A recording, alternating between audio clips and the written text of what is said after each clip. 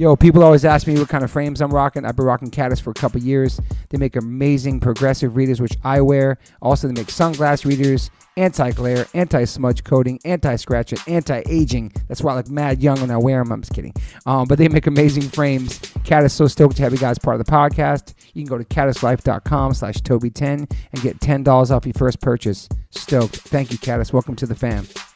Yo, Liquid Death, thank you so much for hydrating all my guests, taking care of me and my family and my friends. Love your water, love your brand, love what you stand for, love what you give back to the community. If you want to learn more about Liquid Death and how it started, listen to episode 115 with the co-founder, owner, and creator of Liquid Death, Mike Cesario. Just a punk rock skateboarding kid from Delaware with a dream. It's an incredible story, incredible journey. They have now blessed me with my own code. So if you go liquiddeath.com/Toby, you get free shipping on any items you order from liquiddeath.com. Thank you so much, Liquid Death. Death to plastic, murder your thirst. Stay hydrated. You know H2O saves lives. Welcome to the One Life One Chance podcast. I'm your host, Toby Morse. Today I have a very, very special guest in my kitchen. I really appreciate you coming up today, man. Please welcome to the podcast, Noodles. Do I call you Noodles? Is that normal? Yeah, that's what people call me. Yeah, for sure. How you doing, Toby? It's good to be here. I know. Thanks for being here, man. Thanks for having me. And Noodles came from like you noodling around on. Exactly. Okay. Yeah, it was Tom Wilson. You have a great voice, by the way. Dang. Okay. Thank you, Tom. Tom Wilson produced our first 3 records, and we were working on the first record. And I would, whenever I screwed up a take, I would start noodling. And I didn't realize that, back then it was all tapes. You couldn't just hit delete, right? Like you do now. And so he had to clean up these tapes. All of a sudden he'd hear noodlings on some track somewhere. He'd have to figure out which track it was and then erase it. And he'd be screaming, "Noodles!" Wow. Yeah, but Noodles roaming off again. So and that's where it came. So that came later on in your life, that nickname? Yeah. Well, the first record, when we were doing the first record, first full length record. Yeah. So before that, it was just your name. Actually, on the first, I never really liked Kevin. Okay. It's so when you've been saying your name, like I hate it when people call me in interviews or whatever. I see it on Kevin Noodles Wasserman. Yeah, that's why I hate that. I like nobody calls Saul/Hansen, right? What is, I don't even know Bono's real name. Yeah, what is Bono's real name? Is it Paul or is that the Edge? Is Paul? Edge is Paul. Yeah. Okay. It's such cool names, Bono and Edge. Edge is such a cool name. Yeah. I wish I had that. Yeah. But it's always Kevin Noodles Wasserman. Yeah. I'm like, God damn it, just Noodles. Just please. So and the only people that call me Kevin, is like my wife when she's mad at me. My mom when she was mad at me would call me Kevin. So I don't. Yeah. But does your mom call you Noodles now? No, my mom passed away, but okay. No, she never called me Noodles. Yeah, okay. But she would call me like, oh, hi, hon, or hi, sweetie, But Kevin, then shit, I stepped in something wrong, I'm in trouble. I do want to say you just turned 59. You look really great, man. Thank you. Yeah, I'm a little hungover today, that's okay. But normally I look a little better. Yeah, when I'm not so hungover. Well, we were talking really before the pod, just how music and all that keeps you young. I feel like doing what you love and making music. Sure, yeah. You know what? One of the cool things about coming here is, well, I've got a side gig now. I'm filling in for Greg Hetson in Punk Rock Karaoke. Okay. And I'm doing some gigs with them. And so I'm listening to all these songs I got to learn on the way up here. And it's just great. It was really a fun drive because I'm listening to all these songs that I got to learn how to play and kind of go with the ones I do know how to play, going through my head on how they work and everything. What songs? Like what? Oh man, I do Ruby Soho, right? Too. My brother's gonna sing that? Yeah. Hopefully he can come out and sing it. Yeah, I just mapped that one out yesterday and figured out verse, chorus, so all that part, all that stuff. But and then True Believer from Bouncing Souls, which is just a great song. And then Red Tape, Circle Jerks, just some really fun, cool stuff that I played along to 30, 40 years ago. Yeah.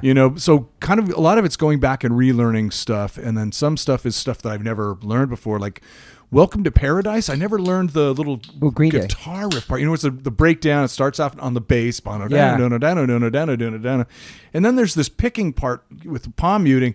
Holy crap, it's difficult. That's like the one thing that's been a challenge. Like Billy Joe, you motherfucker, that's pretty impressive. You don't think about that when you think of Green Day. You think, it's just punk, it's a couple chords. Yeah, totally. And it's kind of been fun. Most of it hasn't been difficult, as far as a guitar player goes. Yeah. That's the one thing I'm like, oh man, this is this is training. I got to work on this. Yeah. One. Slowing it down, playing along to the metronome, just trying to get the feeling for it. But it's going to be fun, man. I'm excited about it. Ruby Soho is a great song, man. Yeah. Amazing song. Yeah, absolutely. Yeah, your brother nailed it too. Yeah, he did really good. So, unfortunately, when I'm trying to learn all the different parts, there's all these videos of the guys in the band doing it. So I know what Greg Hetson played because he's on video playing it. Yeah. So I can find that, which is great. It's a weird world we live in now. I mean, we didn't have that. No, man. Growing up, learning how to play music, it was picking up the needle and putting it down where the solo was. Yeah. And trying to hear it, and then picking up the needle, putting it down, trying to play along. And and I have to do that. Yeah, did you have to do that? That's Chappelle Lacey, ladies and gentlemen. Chappelle. Thanks for joining us, Chappelle Lacey. Where are you from, Chappelle? I'm from Arizona. Oh, okay. Yeah. Nice. Arizona. So were you born in Los Angeles? Were you born up here? I was born in L.A. Wow. Yeah. And first couple years of my life, I lived in Inglewood, actually, with my mom and dad. And they had Inglewood up to no good. Yeah. They had an apartment in Inglewood, and then they moved to Garden Grove, California. Okay. And my dad still lives there. I was there last night, took him dinner. Was that is that a different culture vibe going from here to there? Must have been way different. I no? was two, not even two. Okay. So, yeah. All right. Yeah. It is so different now. Remember about much. It, yeah, for sure. My grandma did live in Inglewood for a while, so I do remember. I have memories of Inglewood when my grandma lived there. Yeah. But yeah, it's very different, Inglewood and Garden Grove. Yeah. So how was it growing up there for you? Yeah, cool. I mean, it's very suburban. Yeah. It was an okay childhood. I was a nerdy, scrawny little kid with really thick glasses and eventually braces. The worst 3 years of my life were junior high. Wow. With braces. I had a headgear the first year. I had to wear full times on headgears, like the wired. I've seen that in the movies. Yeah. I know. Yeah, you see it in movies. Yeah, like Shelley from South Park. Famously. It was Stan's sister, Shelley, right? Shelley. So I had the headgear and braces for 3 years and glasses, and I was just miserable. That's junior high too. It was just such awkward, rough time. You're trying to find your spot in the world. Yeah. But then eventually I found punk rock, and I grew a little bit, put on some weight, muscle weight, and got into punk rock, and things got better. Yeah, do you have siblings too? I do. I have a brother and a sister. Were they into punk too as well, or just? My brother was a little bit, yeah. Mm-hmm. He wasn't quite into the punk scene as I was. He was more into, I guess, more classic rock stuff. But he did like some punk. He loved X, Yeah. In fact, the first records that I heard, punk records, was Nevermind the Bullocks and Dickie's White Vinyl EP. Wow. And he borrowed them from a friend of his and brought them home, and I put them on and went, what is this? This is amazing. So it's funny. My brother brought home Nevermind the Bullocks for me to listen to too. All right. It might have been an 8-track or something. Because my other brothers were listening to punk and they were skateboarding too. Yeah. It seems like that's like the staple, like the Sex Pistols, that record, man. Perfect intro. Yeah, perfect intro. Yeah. I didn't know what a Bullock was, none of that stuff, but I still thought it was cool. Yeah, right. I didn't either. Or Sex Pistols was so shocking. Totally. So a lot of the lyrics and stuff were kind of lost on me. Yeah. It didn't At a young Queen stuff I didn't understand. You're just like, it just sounds cool. Yeah. If you think about the songs now, you're like, I didn't know. When you hear it now, you're like, oh damn. You're actually talking about something. So were you a good student in school? Did you like school? No. I hated school. I never did my homework. I tested well. I did good on tests for the most part if I applied myself at all. So I passed, but I would get D's and I would get A's, and all across the board. But it depended more, like, is the teacher engaging? Is the teacher someone I admire? Or is if the teacher sucked, then and the I didn't like the curriculum, I didn't pay attention. That's interesting. I feel like I was the same way, and I never really thought about like defining it until you just said that. I'm like, exactly how it was. I definitely had some hyperactive disorder. I was hyper too. Borderline though, that I wasn't. I did take Ritalin for a short period of time. I did too. Oh, wow. For a short period of time, but the doctor went, just give him coffee. Coffee's, roughly the same for as bad as I was. Yeah. Wow. Really? Coffee at a super young age. Yeah. Elementary school age, like 5th grade. So you were drinking coffee then? Yeah, my 5th grade teacher hated me. And it was mutual. I hated her too. Yeah. And I think she was the one that was 5th grade was when I was on Ritalin for a short period of time. And it was really just because she didn't like me, and she just let my parents know that. And so they'll medicate him, and she was just a cunt. So I don't think you're supposed to say that, but and I was a janitor years later. I'm a janitor. I was a janitor for 13 years, and 7 of those years I was a head custodian at an elementary school. And I was walking down the hall one day, and this old woman came to visit, and I just blanched. I recognized her. It was my 5th grade teacher, and I had this physical reaction of just revulsion and like fear and anger and like fight or flight almost, And I'm like, that bitch, like it was her. It was this woman. I'm not gonna say her name, but wow, because you're just out here being the janitor. And and I knew exactly who it was. I hadn't seen her. I was 30 then. In my 30s, or roughly 30 at the time. And what are you when you're 5th grade? 10. So 20 years. It came right back, the feeling of hatred and fear, and I'm still tripping that you were drinking coffee as a kid. I know that's what I'm such an adult thing. Like, was it Sanka? Like back in the day, the old. I probably. You probably didn't like the taste. Folgers, right? Folgers, yeah. So what? Your parents were just like, all right, here's your. As if they would give you cup of coffee. They should balance milk you. in it. Tons of milk in it when you're a kid. Yeah. Damn, that's crazy. So. Wow, imagine if doctors did that now. They just drink this like some random thing. Yeah. Wait, because Ritalин's like. Ritalин's like the OG. They don't do it anymore, but it's like they still they still do Ritalin, but it's the same, essentially the same drug. Yeah, different name. Because my kid was on something similar. Okay, but they have it in its time release now, and they call it something else. But it's essentially the same drug. Oh, the same drug. Okay. There's Ritalin, and then there's Adderall too, which is a big one now. That's a big one, man. But I definitely was on Ritalin. It may be like really mellow, right? It makes you different, right? It makes you when it's speedy, but I don't know how it makes you focus and kind of somehow calms you down. You would think speed would have the opposite thing. I gotta tell you the story. But somehow it calms you down. I don't know how that is. Did you do sports in school? Probably not. Not too much, but skateboarding. I learned how to skateboard and then got into surfing. And I loved all of that, and I did okay in those sports. And we had some dirt fields, so I'd do some, BMX. I had a Royce Union, bicycle that I'd ride around the neighborhood. But I enjoyed that as well. So those kind of sports where there's some some groove and flow and stuff. I really did enjoy that. I didn't do well, with ball sports or any of that stuff. I sucked at basketball and I couldn't see. So like playing baseball, I'm running the field, my glasses are bouncing up and down, and the ball's bouncing up. And the headgear for the braces. And the headgear braces, totally. I was not a striking athletic figure by any means. Yeah.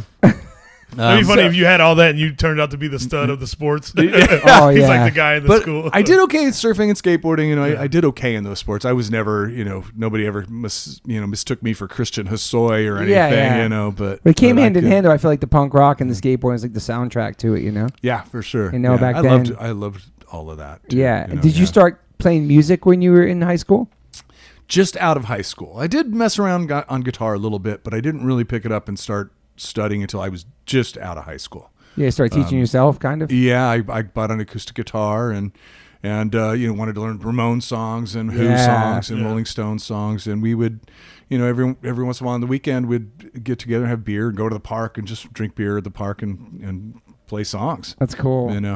So what did you want to do when you graduated? Like, what was your goals?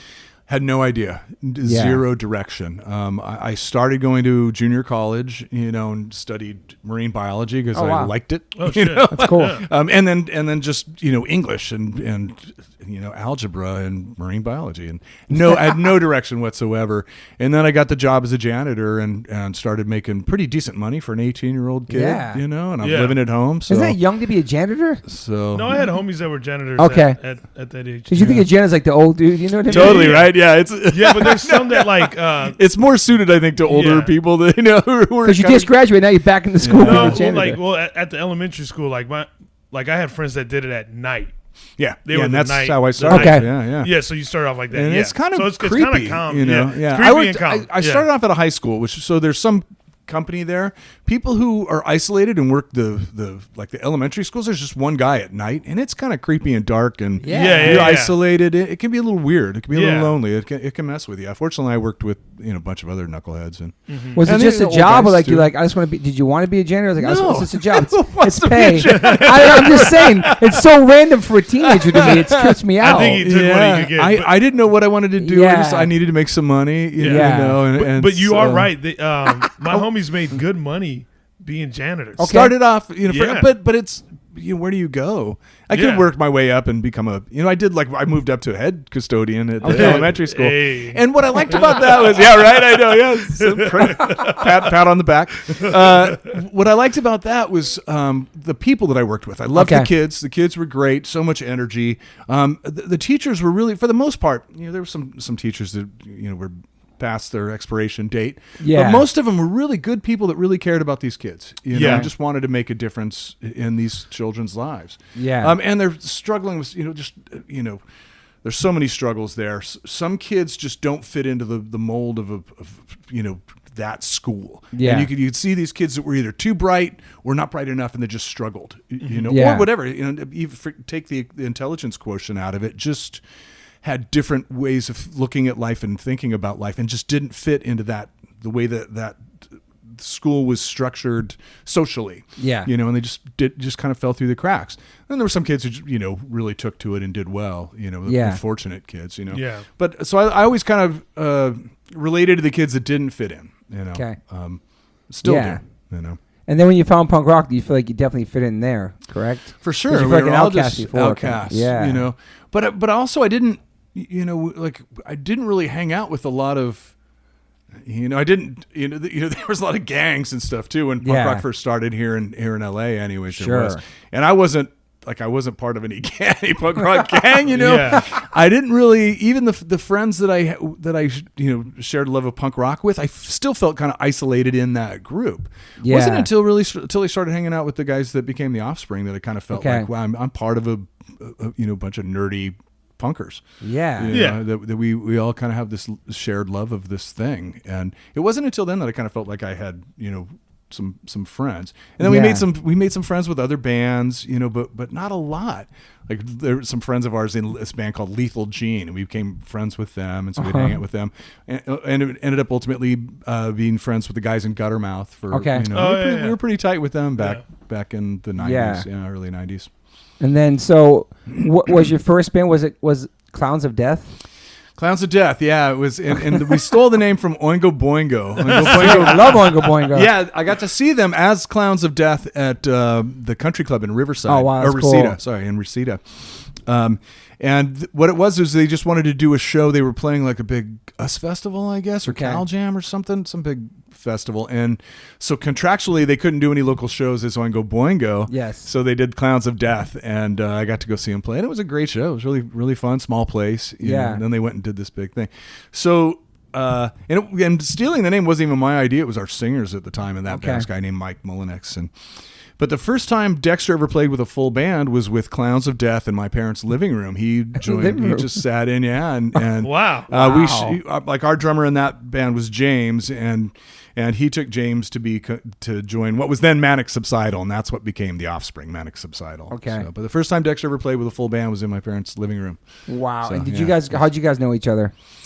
Just from the neighborhood, you know. Mm-hmm. Yeah. I was actually in Boy Scouts with his older brother. So, wow. But, I just kind of always knew the Hollands. I know. It's so crazy because, like, I've always thought from the rumor mill or whatever, like the history of Offspring, that, like, that Noodles was the janitor at Dexter's school. Like, I've always been whole... Yeah. It's kind of always been, like, the slight... Yeah, and like, he said, you want to be in my band? And the janitor joined. Yeah. Offspring. That's how it's always been. That's how people like, yeah. How funny. Right? Yeah. Like, it's kind of like this, like a soft... By the time, but by the time Dexter started the band, he was out of high school. He was going to USC. Okay. You know, and I wasn't the janitor at USC. Yeah. That's big time. Yeah, right. Yeah. That's another level. Another level. So, all right. So moving forward, Offspring. Before that, did you get stabbed by a skinhead before you were in Offspring? No, while we were in the Offspring, we were playing a show that night. Actually, yeah, with Final Conflict was headlining. I know Bulimia Banquet was on the bill. There was like 5 bands, and we were right in the middle. There's 2 bands before us and 2 bands after us. This early Offspring days. Yeah, and it was this Thai restaurant that somebody rented out to do this show. It was actually a benefit for an organization called Sane Freeze, which was an anti-nuclear arms organization. They were trying to, freeze the, I don't know, how much money we made and what kind of difference we made. But I mean, it was trying to raise awareness about, nuclear weapons and nuclear weapon, proliferation, and trying to stem that. And Final Conflict were a really great hardcore band. Yeah, it was really political and really involved. And they were headlining, and some skinheads showed up, and they don't like any of that stuff, so they started a fight at the door. I don't know if maybe they weren't allowed in, or I think they were just starting shit. They were just running around starting trouble. And I saw this fight happening, and so I walk up, and there's this one guy. He's already got his arm busted. He's trying to hold a table up against the door. And I walk up and push the table back up against the door, and then somebody, I thought, hit me with something. I felt like I got hit with like a club or a pipe or something. And I just hold up my hands. I go, "It's over, it's over." And the guy jumped back, and then they all ran away. And then I take my unfortunately I had a leather jacket on. I take my leather jacket off, and I can just see my white T-shirt was all red, just bleeding. But it was just, he missed all the good parts. It was just a flesh wound, and I got stitches, and it was fine. Wow. So, what is up with these skinheads coming to you guys' shows? Like, I've heard stories from you and the hard East Coast hardcore scene, and then like, because I mean, obviously I'm younger, and so like I just never saw it. There's still a skinhead, like the racist Nazi skinheads. Yeah, for sure. There's still some of that in Orange County. Yes. Unfortunately, you still see it. And I realize that it's more so like I guess showing up at shows. Yeah, especially but music they don't listen to. Yeah, you knew who they were. They dressed a certain way. Yeah, they looked a certain way. They would zig heil in the back. And it was fucked. Yeah, but you just tried to stay out of their way. Kind of just mind your P's and Q's. Yeah, there was a lot of gangs back in the day. And you just kind of knew where not to step. Exactly. And I think it was all of that was part of the attraction to the scene, though. The danger of it, man. The danger that like, man, I'm living on the edge. Yeah. A bunch of dumb kids, really. But there was some real shit. So it was all then. Guys your age, you guys' age. Yeah. It wasn't like some older dude. It was like a soundtrack for violence for people. Like, depends on the music, the aggression of the music. They would come and just start fights. I guess I've just always tried to I'm like, I don't understand the concept of them showing up to shows of music that they don't even listen to. And the bands aren't even singing about stuff like that. And the bands don't even push that out there, Well, that's why, Biafra had to write Nazi punks fuck off. Exactly. Exactly. And there was still fights during that song probably too. Yeah. You know what I mean? Yeah. And so random. And even like 7 Seconds, Walk Together, Rock Together. People were fighting during that song. It was like a unity song. Like, people didn't care about the lyrics. It was about the music and then the aggression. The aggression. I think they don't see beyond that. And so that's what it did draw violent people. And I understand that anger and the desire for violence. I kind of understand it. I've thrown punches. You're not thinking about I know what it's like. But were you a scrapper? Not too much. When I had to be, you're a skinny kid with thick glasses. I got picked on a lot, and at some point I'd throw a punch. Yeah, it would happen. Fortunately, not a lot. I didn't fight a lot. I'm a pretty peaceful guy, and I that's where my heart is. I think getting along is far more important. I'd rather try to make a joke and put a smile on somebody's face to get out of a situation rather than have to throw a punch. Talk it out and stuff. Because I think I developed a little bit of a sense of humor. Rather, to try to get, when I was a skinny, scrawny kid and people were picking on me, to get out of that situation, I would try to make somebody laugh and they'd go, all right, leave him alone. He's funny. Yeah. That kid's funny. So are you still working as a janitor when you joined the Offspring? Yeah. Yeah, that's like 80, I was at the 89, right? 84. Wow. 84, 85. Oh, wow. 84, I think, was when Dexter, when we played in my parents' living room, and then 85, he asked me to join Manic Subsidal at the time. And we did our first show in February or March of '85. We did 2 shows. One in Santa Cruz, and then we played MAB, the Mabuhay Gardens in San Francisco, a Sunday afternoon. Wow, Sunday matinee. And then played, and then booked and made it home Sunday night. That was crazy. Wow. But yeah, they would do matinee shows. Yeah, That's man. Amazing. Yeah, Sunday matinees in New York, CBGB's every Sunday. Yeah. Oh wow. Yeah. For the all ages kids could come out. That's fucking dope. I know. Yeah. So there was nobody there. It was us. It was us. It was us, and we played with this band called the Burning Witches, and it was us and them, and there was maybe 10 people in the audience. Oh wow! That's so funny. The show the night before we played with Scared Straight, which is Scott Radansky's band. I remember that band, yeah. And he's now in Pulley, right? Singer from Pulley. I think so, yeah. And White Flag, I think, might have headlined that show, and so there was people at that show. It was it was called Club Culture in Santa Cruz, and that show was pretty fun. So you guys playing lots of shows and building up your name and stuff like that before your first album came out? Not a lot of shows. We were all working and going to school and stuff, and really the band was we just something we would do when we had time, and it was just for fun. Yeah. We just loved doing it. It was some people go golfing. We would get together and play music. But we didn't ever think it was something we would do full time, and it certainly wasn't a career choice. Yeah. Never. When NoFX took us to Europe the first time, opening up for them, and we'd already had 2 full length records out. We saw, man, these guys are actually making a living doing this. This is possible. And we thought, well, maybe we could do that for a couple of years. And then the next year, Smash came out. And, wow. And 27 years later, 28 years later. And then there was like some, what's it called, Baghdad? There was like just a vinyl release in '91 too. That was a vinyl. We call it like an EP thing, a Baghdad thing, and. That was before 92. When was that? Yeah, it was 91, it says. 91, okay. Yeah. According to Wikipedia. Okay, yeah. But Self-Titled came out in 89. 89 was the first full-length record. Our first single was when James was still in the band, and that was 86.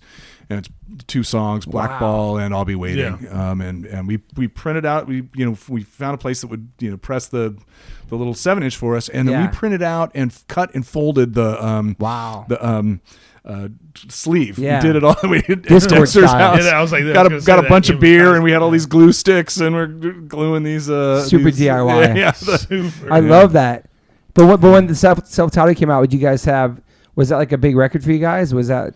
Not really. I think the first pressing was 500, maybe 1,000. Was that Epitaph? Do much? No, that was Nemesis. I think. Okay, Nemesis. Yeah. It's Big Frank. Frank. Yeah. And it just. We weren't that big, We spent all our money in the studio. We found a local studio, South Coast Studios in Santa Ana. Mm-hmm. This guy Jim Dotson ran it, just a local small business, and we could go in and record for pretty inexpensively. And we were all kind of just learning what we were doing. And then we got Tom Wilson to come down. Tom Wilson was working as a sound engineer in Hollywood on TV shows. Oh, wow. He did I think he was on Roseanne, the first Roseanne show. Oh, he was also on a spinoff of the Cosby Show. One of the older daughters. A Different World? A Different World. Maybe. Different World. I don't know. Yeah, it was a Cosby. That's cool. Yeah. And then so he lived up in like Santa Cruz area, as that's where his family was. But he would come down. He had a camper. He'd come down and work and stay in his camper and record with us when we could get into the studio. Yeah. So still just playing music. It wasn't a full-time thing. Just having fun, making records. Yeah. Up until for the time we made the first 3 records, it was even Ignition too. Because Ignition's I think when I first heard you guys too when that came out. Yeah, 92. I was still a janitor. Dexter was still going to school. I think Greg at the time was working for. He was going to school and he might have graduated by then. Mm-hmm. He was working for a company that made blueprints. Okay. And he was just a driver. Actually, he was a driver until he wasn't allowed to drive for work anymore. But they still kept him on. He took on a different position. He wasn't allowed to drive anymore. So there wasn't no momentum building and buzz building. There was no internet. You're just making records. You're getting bigger, a little bigger. It wasn't there was a slow build. In fact, it's weird. While we were making Smash, like Ignition slowly took off more and more. Oh, that's dope. Okay. I don't know what the first pressing of Ignition was, but it wasn't much. And we were starting to get better shows. shows and stuff, but we were still an opener. We weren't a headliner. Yeah, but it wasn't like this band's going to blow or this band's going to blow. Yeah. Yeah. I mean, if we were headlining, it would have been a headlining at Spanky's in Riverside or Eugene's in Pico Rivera, all these little places that just kind of lasted for short periods of time. Yeah. Maybe Gilman Street. We had actually a pretty good following in Gilman Street before we did down here in Orange County or LA. What's wild about you saying that is I thought when I first heard, I thought that's where you guys were from. From area, Berkeley? Yeah. Okay. Yeah. So that makes sense that you say that. How funny. Yeah. Interesting. Yeah. You played there a lot. Yeah. Yeah. That's like the CBGBs of the West Coast. That's what I'm saying. Totally. Yeah. It was a great scene. It was a great scene. I just loved it up there. Every time we'd go. So then Smash comes out, and that's on Epitaph. That was Well, so was Ignition. Ignition was our first thing with Epitaph, and we really wanted to work with Brett. We did. We recorded with him at West Beach for a compilation, and it was North East Bay bands, and then Southern California bands. It was called the Big One, and it was like an earthquake between the Northern California bands and Southern California bands, right? And we recorded. Awesome. I think we recorded "Take It Like a Man" at West Beach with Brett, and Brett and Dexter started playing chess, and Brett's like, "Man, I really want Brett to sign us. Should I let him win at chess?" And he's like, "No, I can't do that. He won't respect me." So Dexter beat Brett. And Brett was like, "Wait, what?" Like Brett was really taken aback. He wanted to. I think he had a punk chess club at the time, and he was a really good chess player, and Dexter beat him, and so I think that might have impressed Brett a little bit, and had something to do with it. Ultimately, Brett said it was his son that liked us. He was listening to our demo, and he said, "My son was really rocking out." Little toddler, right? Wow, really rocking out. So I decided to sign you. He came and watched us play a show at the Ante Club, and I guess we must have put on a decent show, and he liked the songs we were doing. So that's good. That's amazing. So then when you're making Smash, it's not like you're making this big record. You're making another record. Yeah, seriously. I think when we started making Smash, Ignition was maybe 40,000 copies worldwide. Wow. And we were talking about Smash. We were going, "Oh, this is going to be even bigger. It's going to be like 70,000 worldwide." I think Greg at the time had the highest thing. It's going to be 150,000 worldwide. This is, okay, that's Greg. so funny. Yeah, He's like, we'll Greg. do 70,000 at a time. Meanwhile, but while we were making Smash, Ignition started taking off more and more. I think there was and you started to see different kids at the shows. It was skateboarders and snowboarders and kids in flannel shirts, not just leather jackets and safety pins and mohawks and stuff. It was is longer haired kids that you could tell were just surfers and skaters and snowboarders and stuff. Yeah. And that was Brett's genius by just kind of licensing that music for I don't think he got paid. He just gave it to Taylor Steele, who would make the Momentum movies. We had a song in there thanks to Brett. Yeah, the surf movies and stuff. Yeah. Wow.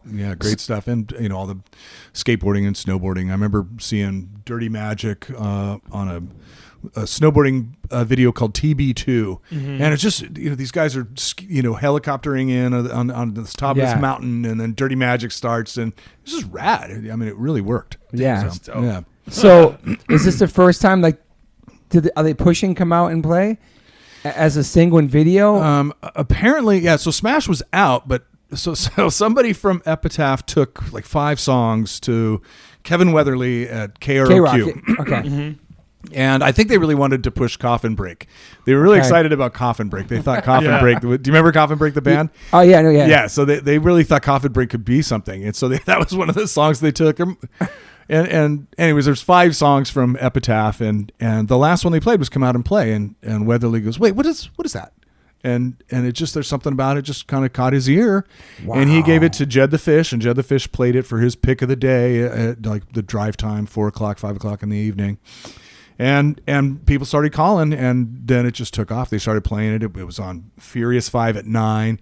Wow, man. Maybe no, I guess the record hadn't been out yet, because the record came out while we were in... We were opening up for Pennywise at a snowboarding contest in Alaska. Mm-hmm. We were playing the awards ceremony, and it was the record came out while we were up there. It was when they found Kurt Cobain's body. We were all up there. I was going to say this is 94. Yeah, we were up there in the bar, and all of a sudden on the news was Kurt Cobain everywhere. It was everyone's just stunned. Just stunned. So it was kind of weird. It was bittersweet moment. You lost this legend, and then at the same time our records kind of starting to take off and get played. Our friends are calling us while we're up there going, they're playing you like crazy down here on K-Rock. And like, really? Yeah, Furious 5 at 9. They're loving you guys. Like, wow, that's fucking amazing. It was weird. Yeah, it was weird. I was still a janitor at the time, and I promised my boss. So that was May, right? And I promised my boss I'd finish the year before I started touring, and I didn't quit outright. I took a leave of absence, so I had 3 years to come back, and I could start at the same position. And I was on tour during, I guess it would have been during the Ixnay tour. I was on tour 3 years later, and went, well, I guess if I go back now, I'm starting at the bottom rung of janitorial world. Yeah, I can't fortunately, do that. So that was the last real job. I still have that to fall back on. By the way. That's the last real job you had, pretty much. Yeah, before. Wow. Yeah. So wait, Smash. What was the release date? So it was May of '94. I don't know. That's what's so crazy because I know I should know that, but I think when I think about it, because they found Kurt's body April of '94. Well, maybe it was April then, because it was literally like the same that's within what I'm saying. days. So like, and for it to like hit that big during that time, Yeah. which obviously we all know Nirvana. So I thought it was May, but maybe it was the biggest April, band, you know, at that time. So and for that record to have that kind of success really shows that is an amazing record. You know thank what I you. mean? Yeah. You know, that's my intro to Offspring is that Smash. Yeah. You were kids. That was your intro? Yep, everything. I heard. And where in Arizona? Mesa, which Mesa, is like you played Mesa yeah. Amphitheater before and stuff like that. A bunch, yeah. So we were going there back in the day. Yeah. That's your first exposure to punk. Yeah. Wow, that's amazing, It was the Offspring dude. Smash record. Right. I think it honestly it wasn't even the hit songs that caught my ear. It was Killboy Powerhead.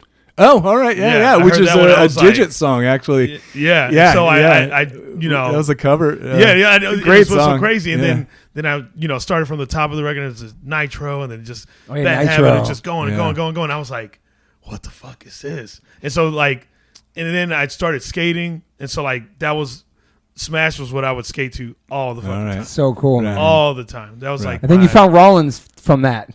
Yeah, transition, because it was like, because it made me like take a step back. You like, deep dive. I'm like, okay, what was before this? Yeah, you know what I mean? Right. Yeah, you know, like I love that.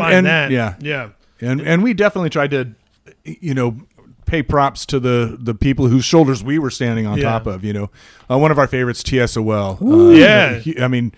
Without TSOL, there would be no Offspring. Wow. That was one of the bands that really tied us together. A lot of local bands, Dead Kennedys as well from the Bay Area, and then of course Ramones and Sex Pistols. And I mean, you could totally feel it, in your guys' music. Like you can hear, like I always get excited when bands mention their influences, because then I go back to records and I can hear it. I go, oh, there it is. We That's have what they're talking about. We had this friend. I think it was Ron Martinez, the singer from Final Conflict. He was working at a record store, and Dookie and Smash came out within like a month of each other. Yeah. And so these kids are coming in and they're buying Dookie and they're buying Smash.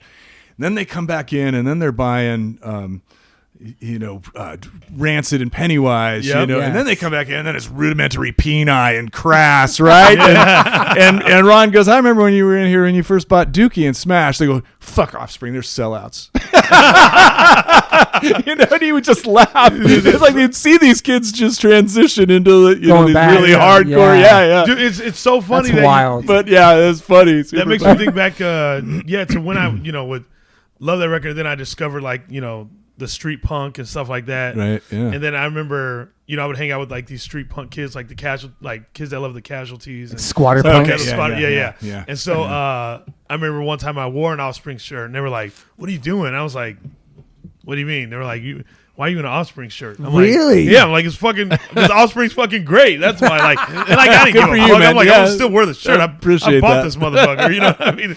Because I liked it all. You know, they're on TV now. We can't like them. Which is seriously. We got a lot of that. We got a lot of that. Which is stupid. Obviously, we all know that world, and when you think about it, it's like I was like, I don't care. I was like, I'm going to wear this shirt. Yeah, well, it's funny. Intro, I was a big Maximum Rock and Roll fan. I still am. It's not around anymore, but I love that magazine. Tim Yohannan, Yeah, and we got a review. And it was great. It came out, they for Smash? The Smash, but things hadn't taken off. We didn't have a video on Buzzbin yet. Yeah. Then things started taking off, and I remember talking to a woman who was in a band who wrote for them. Who I didn't realize. I was just talking to her because I know her. I'm a fan of her band. Yeah.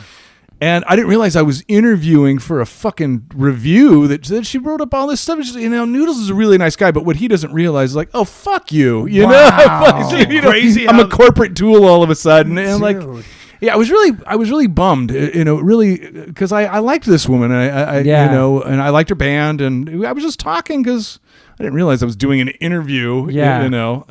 I want to thank you because I always talk about this in the podcast. It's like, yeah, the year punk broke and punk can't be on the radio and MTV and stuff like. But we ended up getting signed to Epitaph. We like one of the first East Coast bands, and if it wasn't for bands like you, who had that success, it all trickled down to all of us, man. Like it all helped whatever Brett could do for us through Epitaph because of your success, and I feel like we're all connected in that way. You know what I mean? Well, thank you, but I think you're too kind. But you're right. A high tide floats all boats. And that's kind of was our feeling about it at the time. It's.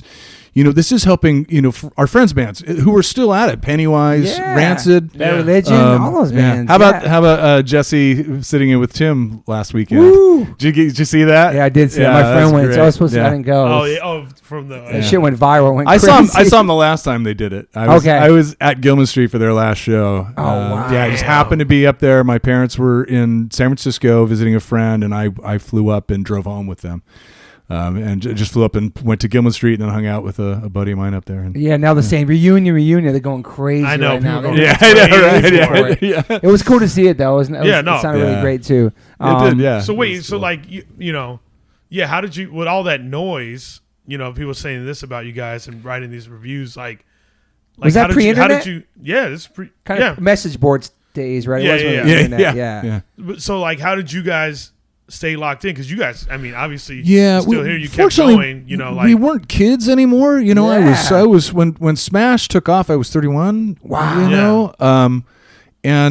And we had been a band for 10 years. So we realized that we made Smash the same way we made our other two records. On a shoestring budget. And just when we could, in between school and work and family. I had a daughter at that point. It was, we knew that we didn't change, the world around us changed. So it's not a reflection on us. Yeah. What people are saying now, and that, we're not cool, we're sellouts or whatever. It's like, I understand that. and again, I was glad that you were hearing Bad Religion on U.S. radio. You might have heard them a little bit before, but you're starting to hear them. You're hearing Rancid. You're hearing Pennywise. Green Day. Everybody. I thought that was great. Yeah, Green Day. Yeah, we were drafting them. We were, like I said, Smash came out about a month behind them. Yeah. Mm-hmm. So we were really kind of riding their slipstream. Yeah. So they probably had it worse than us as far as all that sellout criticism. Oh yeah. Wait, who? Green Day. Green Day. Yeah, but I never understood if you love a band and you support them from day one, you should.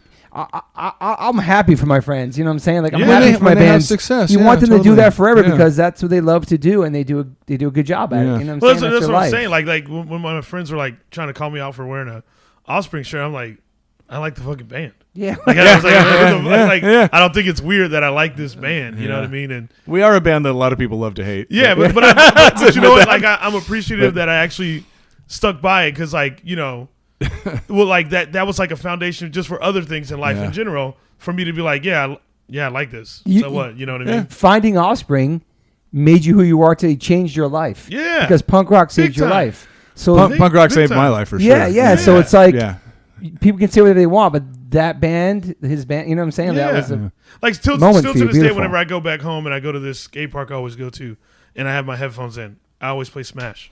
So to this day, as a grown man, and that music that you fall in love with when you're that age, when you're finding your way in the world, and that music you fall in love with is with you for the rest of your life. It's so funny because I'm sitting in with Punk Rock Karaoke, like you said, and I'm learning. I've got 35 songs down already, but a lot of them. They just go, okay, red tape, and I hadn't worked it, but it starts on this thing, and then you just know intuitively. I've played a guitar enough to know, but I know the song. It's in my head. It's these songs really are kind of in your cells. Yeah, it's your life soundtrack. Yeah, and also stop thinking about it. Exactly, it just comes to you. Yeah, you know exactly where you were at that. Like when I think about Smash, I know like the visual pops up exactly of where I was. All right. And where cool, man. Mesa, Arizona, just sitting on my steps outside my apartment where I lived with my folks and just playing.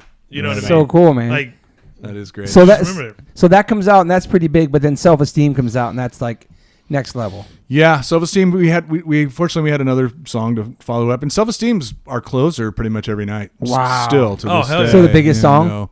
One of them. Yeah. Wow. I mean, it's a great song. For some reason, it's just a great song to close with, and people, the live audiences really connect to it. They bounce to it. Yeah. I don't know if it was our biggest song as far as radio play or whatever. It's that video. It's not our most meaningful song, but it's just a fun one that gets people jumping up and down. Yeah. You guys do have quite a few meaningful songs for sure. Because the next record, which didn't sell nearly as well as Smash, has Gone Away on it. And Gone Away is fucking. That's massive. Probably touched people more deeply than anything else we've ever done, in just more profound ways. And we play that. Actually, we're doing that. It's just Dexter on piano now. Oh, wow. That's it. It's a heavy, and it really brings everything down. It's a heavy moment in the set. It's great. That's beautiful. Yeah. It's really good. I mean, lighters come up and phones. I guess there's no his lighters. I mean, that's a big fucking big one right there. Yeah, and that's it's an important song for us. Yeah. And it's a really heartfelt song, and it's like I said. So yeah. Also, kids aren't all right. Kids aren't right. Yeah, and that was off of what Americana. Yeah, thank you. I got your back. Yeah. Yeah, another one really hearttealt and meaningful for us. Dude, and people resonate with that because they drive through their neighborhood and they see the houses where there was so much promise and people fell through the cracks. I felt that song when it came out. I think I was in 7th grade. And I was just like, man, wow, yeah, that's a really touching song. And then as I've gotten older, you really even more understand. Like it's like, wow, it's a great fucking song. Yeah, thank you. I love that one. There's always like I didn't write it. There's always like these urban legends and things about like Brett Gurewitz trying to ship out all these records of Smash, like out of his garage, or Epitaph was like a small building or something, or he couldn't keep up. Building, somewhere in Hollywood. I can't remember what street. Because it sold like 11 million copies or something. Probably more than that worldwide. I know it got to 11. It might be before. But that's before records stopped selling. That's like independent label. Yeah, it's insane, man. I think it's one of the highest selling independent releases. For sure, yeah. I think Adele might have taken us out. Yes. Really? Adele. Yeah, damn it. How dare she? She did take you out, because I'm a fan of Adele. But she did take you out. She's the real deal. I am too. Yeah, she's great. Adele's great. Adele and Offspring, that's pretty crazy. Wait, she was on Epitaph? Just kidding. No, but they had that spot for a long time. Yeah, and then she came. She was on BYO. Yeah. But I mean, that's like, that changes everything for Brett. He had to hire more people, probably everything. It just changes for him at that time. Yeah.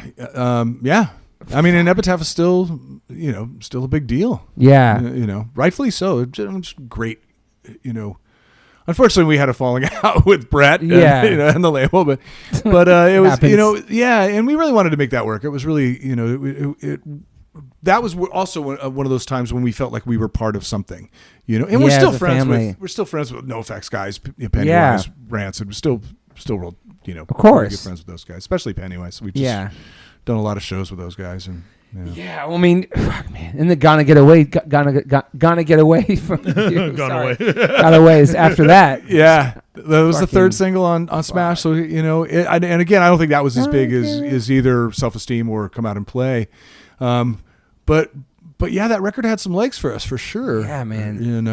But it changes everything, obviously financially and how you live and what you're doing. You probably, you know what I mean? Like everything. Again, I took a leave of absence. I didn't quit outright, but yes. Okay. All of a sudden, we had, I didn't have to worry about, how I was going to, pay rent that month. Yes. And buy food or my kids, whatever, medical insurance. It was all, all of a sudden, okay, man, this is, I have to worry about that less. Really, just a blessing. I mean, for sure. And beyond our wildest dreams, like I said, I was a janitor before that. Yeah. So. And how are your friends? Are your families freaking out about like that success at that moment? Yeah, I suddenly became my mom's favorite kid. Okay. And I never was before. That's a true story. Wow. my sister was complaining the other day about how that year's Christmas card. My mom finally wrote type. You know how people type out letters of what the family's been up to. Yeah. My mom typed one out for the first time ever, but it was all about the Offspring. And my sister and my brother are just rolling their eyes. So proud though. But I was always the black sheep kid. I was my mom's least favorite by far. Are you the youngest? It started to change. I'm the oldest. You're the oldest. Yeah. It started to change a little bit when my daughter was born. My mom came around. She loved her granddaughter. Yeah. Even though she wasn't. We weren't married, and so my mom was kind of horrified and really reluctant to get on board. But by the time my daughter was born, she was on board with it, and she was really good grandmother to my daughter. I go into issues with her parenting skills, but she was a good grandmother. So, but it was so funny how all of a sudden I became her favorite. And really weird. My dad didn't change that much. He was proud of me, but we've always had me and my dad have always been really, really tight. So we still are. Yeah. So is there pressure to make Ixnay on the Ombre? Is there pressure after that? Do you feel it? Yeah, we had two things. Like I said, we had two things we had to prove. The first one was we deserved all this commercial success we achieved with Smash, right? And the other thing is we're still punk as fuck. Yeah. You're all of a sudden, we're trying to police. Ultimately, we didn't worry too much about it. We did decide to release All I Want first because it was aggressive and more edgy than what else was Gone Away. Gone Away, yeah. So we did want to let people know we're back and we haven't changed. Yeah. That was kind of important to us, but at the same time we didn't worry about it too much. We'd already been a band for 12 years at that point. Yeah. So all I want is my track, man.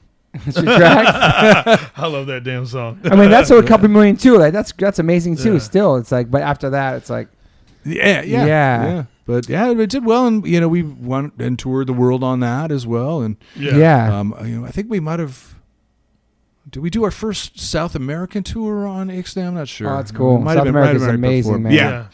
Oh, just incredible. The best audiences anywhere. I mean, so great, compassionate. scary, passionate. And Intense in a good way. Like that love. For feel sure. the energy, man. But you're afraid to get too close. Yeah. they will tear you apart. They really love you. They're really? Yeah, they want to take your shirt. They want to take something. They want a piece of you. Oh, really? Yeah. It's gnarly. But it's great audiences to play for sure. And they just really appreciate it. You know what I mean? That's dope. Back in the day in Argentina, anyways, they would spit on you, though. It was really foul, really disgusting. And I think they're expressing their affection for you by doing it. I don't know what they're thinking. Can't do that now. Yeah, no, it's especially now in the pandemic time. It's really disgusking. There'll be big shields in the front when you play there next time. Yeah, well, what you do is instead of turning the fans on you, you turn them the other way so they would blow it all back. And blow it back on them. Derek was telling a story how that happened to Faith and Morris somewhere in Italy. And the singer came out and he started spitting on the crowd. Then he started opening his mouth, catching their spit in his mouth. That sounds he told on his podcast. Mike Patton, that sounds like him. That is the illest shit. That's some G.G. Allen shit, bro. That is. That's insane. To an extent. But that's more extreme. Like catching Yeah. Dude. Nuts. It's so crazy. No thanks. So you guys are pretty much on tour at that point, always. Well, we would go out at the time. We would go out hard. for like a year, and then take a year to make a record, and go out for a year, and then we did that for probably 4 or 5 record cycles, through Splinter, I guess, and then after Splinter, we started to just work differently, and we would go out every summer. We've been out every summer since. Wow. Yeah.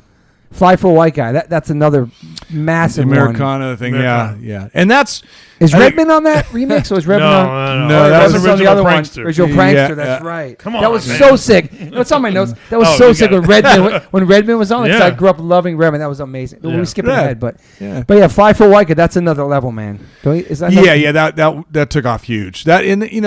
That was one of those things that it was overplayed. It was a song that was just overplayed on radio. It was everywhere. People got sick of us for sure. Yeah. So Americana was a bigger record. It was it is as big as Smash. Yeah. So wow. That was 99, right? Ixnay. Yeah, 99 exactly. I think it came out like 98. 98, really. yeah. It's like 98. December, November 98. Okay. Trying to get in those Christmas sales, man. Why don't you get a job? That was another big one too. Yeah, on that. Get a job was huge. Massive. Mick G. Those videos were huge too. Working with Mick G, who went on to do Charlie's Angels movies, which are still really fun. Kids Aren't Alright videos. Fucking amazing. That's Thank you. Yeah, that was a good one. One. I can't remember the the director's name. Like the effects in that video. Yeah, I'm sure it's on YouTube. But Some Puff Daddy. He was vibes. great. Yeah, he was great. Really interesting thing. We had to. It was all green screen, so we had to really trust his vision because we couldn't tell what this was going to look like. And he would tell us to move like this, and you're going, okay, but this is weird. And then I see like a cheerleader coming out of Dexter's ass in the final thing, Dude, and I'm like, that's awesome. I saw that before. Yeah.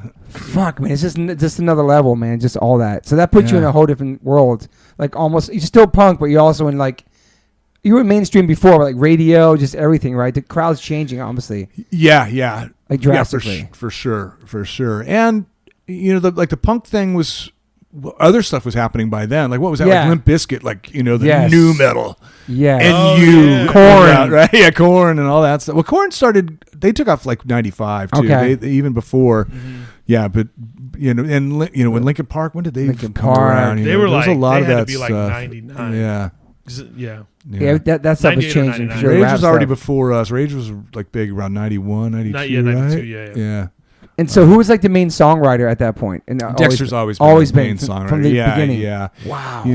I like to be there for all the for most of the songwriting. Now we do it all in the studio. And we do it with Bob there pretty much now. And we started doing more and more of the writing in the studio once we had lockout. A studio locked out we were working with Dave Jordan on Ixnay, really, because before that everything we didn't have money to waste on a recording, and to lock it out and have all our equipment set up in there. We just didn't have money for that until so Ixnay was the first time we did that, and unfortunately our relationship with Tom went south too during that time. I was talking about that with Dexter last night. It was really unfortunate. Loved that guy, but it just went south. Yeah, and so we started working with Dave Jordan, who we loved his work with Jane's Addiction. Yes. And he also he was a mixer for the Stones, so that was a big one for me that he worked with the Stones. Or engineer for the Stones or something. So and he was great. He was a character, but we learned a lot working with him. Each producer we've worked with has taught us something more. Jordan was really big into guitar, so and getting guitar sounds. So he was great at that. Yeah. I think sound quality on our record was great. I'm not to diminish what Tom did for us with Smash. Those records, there's a charm to how low pro it is. Yeah. But when I listen to some of those and I just go, oh man. Every once in a while. The worst thing is trying to play along to some of them. Playing along to some of those old records is really difficult. We're not all together. So, Offspring's always been like super guitar heavy band. For sure. I mean, that's and that's I think punk rock too. Yeah. Should have SG plugged into a Marshall, right? Yeah. It's a loud guitar sound. No. So would he present songs to you guys fully written? Back then we had to, he would come. And well, sometimes we'd work them out in the rehearsal studio too, though. Okay. When we go to rehearse, like, something's not working here. Let's try something different, Yeah. In guitar solos, a lot of that I would come up with, back then. Still, from time to time, some of it's him, some of it's me. Nowadays though, it's different how we do it because we are in the studio writing all the time. But back then, you had to know what you were going to do. There's always some changes that happen in the studio because you don't know what it's going to be like until you get there. But like I said, we couldn't afford to spend all our money on the studio back then. In fact, when we did Smash, we would call up, and if we could all get together, we'd call up and go, hey, anybody in the studio today? Can we get it for half price tonight? They go, yeah, all right. Yeah, come in. Tom sleeping in his camper outside the place. Wow. And we would drive up and record at night and then go home, and I'd go to work in the morning. And wow. Yeah, I'd just gotten home. We had that big earthquake in 94 or 93. 93. Was it? Oh. Because then there was or maybe it was early 94. Maybe it was early 94. Yeah. January, February 94. Did you know about that one? That's the big Silmar earthquake. I was in the East Coast. I've probably seen it on the news. Yeah. I think it was the Silmar quake. I think that one. Or was it 94? I thought it was Northridge. No. Maybe Northridge. Yeah. I remember hearing about that. There was a big one because then in 95 we were in Japan and there was a big one there, and everyone started thinking we were bad luck and bringing earthquakes everywhere we go. So California. Yeah. So we were in Japan once and there was a leak at a nuclear plant. No way. Wow. We got to stop going to Japan. Poor Japanese people. Yeah. I fucking love Japan. It's one of my favorite places to go. Isn't it great? I've been there in so many years. I love it there so much. Another great place to play. Yeah, man. Yeah. Amazing crowds, amazing shows. Everybody's so respectful. So great. Great food, great beer. Everybody wears masks when they're sick because they're respectful. Yeah. On the trains, walking around. Really? Yeah. Yeah. It's so cool. Totally. It's beautiful, man. Yeah. When I was there, it was like no graffiti on the trains. This is way in the early 90s and people had the bicycles not locked. It might be different now, but it was just like another world, you know? Yeah. Last time I was there, it hadn't changed much. Okay. Yeah. You guys do great over there too, right? So, yeah, I love it there. Is there a place you haven't played that you love to play still? Never been to? Never been to, a bunch of places. I've never been to Hong Kong. Never been to China. So I would love to do that. There's more Asian places I would like to go. I don't know, some places are kind of issue with Western bands. But I'd like to go everywhere. Yeah, you've been to Africa? Pardon me? Africa? South Africa. We did Johannesburg and Cape Town. Wow. Yeah, those were great shows. I got to meet Nelson Mandela's grandson. That was pretty cool. Yeah, was he at the show? Pretty cool. Yeah. What? Yeah, he came backstage with a bunch of his friends. Yeah, holy crap. That's crazy. Yeah, that was pretty cool. So that was impressive. Have you guys done the Philippines? I hear the Philippines is great. Never been to the Philippines. I'd love to do that. Yeah. So. In Indonesia, probably, yeah. Indonesia, I've never been there, but wow. Yeah. I just played there recently. We played one show. It was awesome. In Asia, we've done Japan tons of times, like a dozen times, probably at least.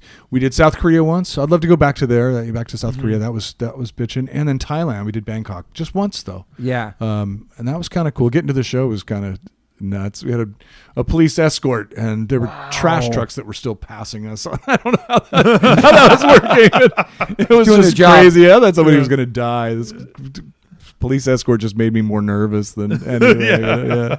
Do you travel a lot with Dexter flying? Is that weird? Do you like doing that? Is it? I can imagine like my singer flying a plane and I'm chilling in the back. Yeah. You know what I mean? Like it's. Yeah, I don't know how well you know Dexter, but he's pretty conscientious. Okay. And he's really, when he studies something. I know he's professional. Yeah. Yeah, when he studies something, he's all in. Okay. Man. So yeah, he's got like every rating you can get, pretty much, except for like maybe fighter pilot rating. Is the highest, best ratings, yeah. Yeah, and then for different planes you need to keep a certification for that, but for his jet he's good to go. He could fly pretty much for any citation. Probably. So have you flown to Europe on there with him? Have you flown all around? We've taken it to Europe. Yeah, I haven't flown on it to Europe. We met up with the jet there, but he's flown and he's flown it back. He's you have to hop. You have to go up through like Iceland and Greenland to get there. But on the way back once, I guess they had favorable winds, and they hit the Azores and then back all the way back from the Azores. He's flown around the world by himself. You sat in the cockpit before you sat up front? So I sit up front. Yeah, it's great. Wow, yeah. Man, it's so amazing, man. Yeah, it's pretty cool. I'm for the most part I'm pretty comfortable. There was one time when I don't know, I've had a panic attack or some kind of weird premonition, but I couldn't get on a flight once. There was one time. Really? Never happened before. It never happened since. And we had a full flight. I don't know if I just was panicked, but I was freaking the fuck out. There was something in the back of my head just saying, you're not meant to be on this plane. You're not meant to be on this plane. And so I didn't get on the plane. Freaked the fuck out of everybody else. What is Noodles know that I don't know? Right? And it was so weird because I was at the airport getting ready to go, and I had somebody come in, got me, and I went on the crew bus that night overnight to wherever we went.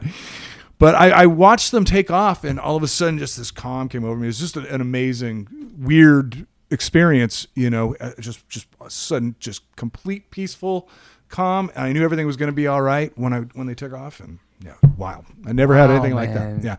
But that's the only time that's ever happened, So, yeah. Yeah, I've been on planes and thought, if it's my turn, whatever. I don't care. I've had a good life. I've had that resignation, but this was something completely different, and I don't know how to explain it. I don't know if it was a premonition and I saved everybody's life by not getting on that plane or what, or just I was having a panic attack. I have no idea, but amazing once they took off, like watching the lights take off and just the calm that came over me immediate like that. Yeah. Weird. It was a weird experience. Yeah, I mean, because I'm a terrible. He's terrible on planes. I'm a terrible flyer as it is. You know what I mean? So. All right. Yeah. And there's been times I remember leaving Munich. We flew into Munich and we got on. And we had Scott Shiflett with us too. Poor guy. He was filling in for Greg. Greg his wife had a baby, and so Scott was filling in for him. And he's a little bit of a nervous flyer. And we take off, and we're going to try to beat this thunderhead. You don't want to take off in front of a thunderhead. And we're hitting hail. And we're going between these two like hammer things. It was probably the scariest 10 minutes of flying ever for me.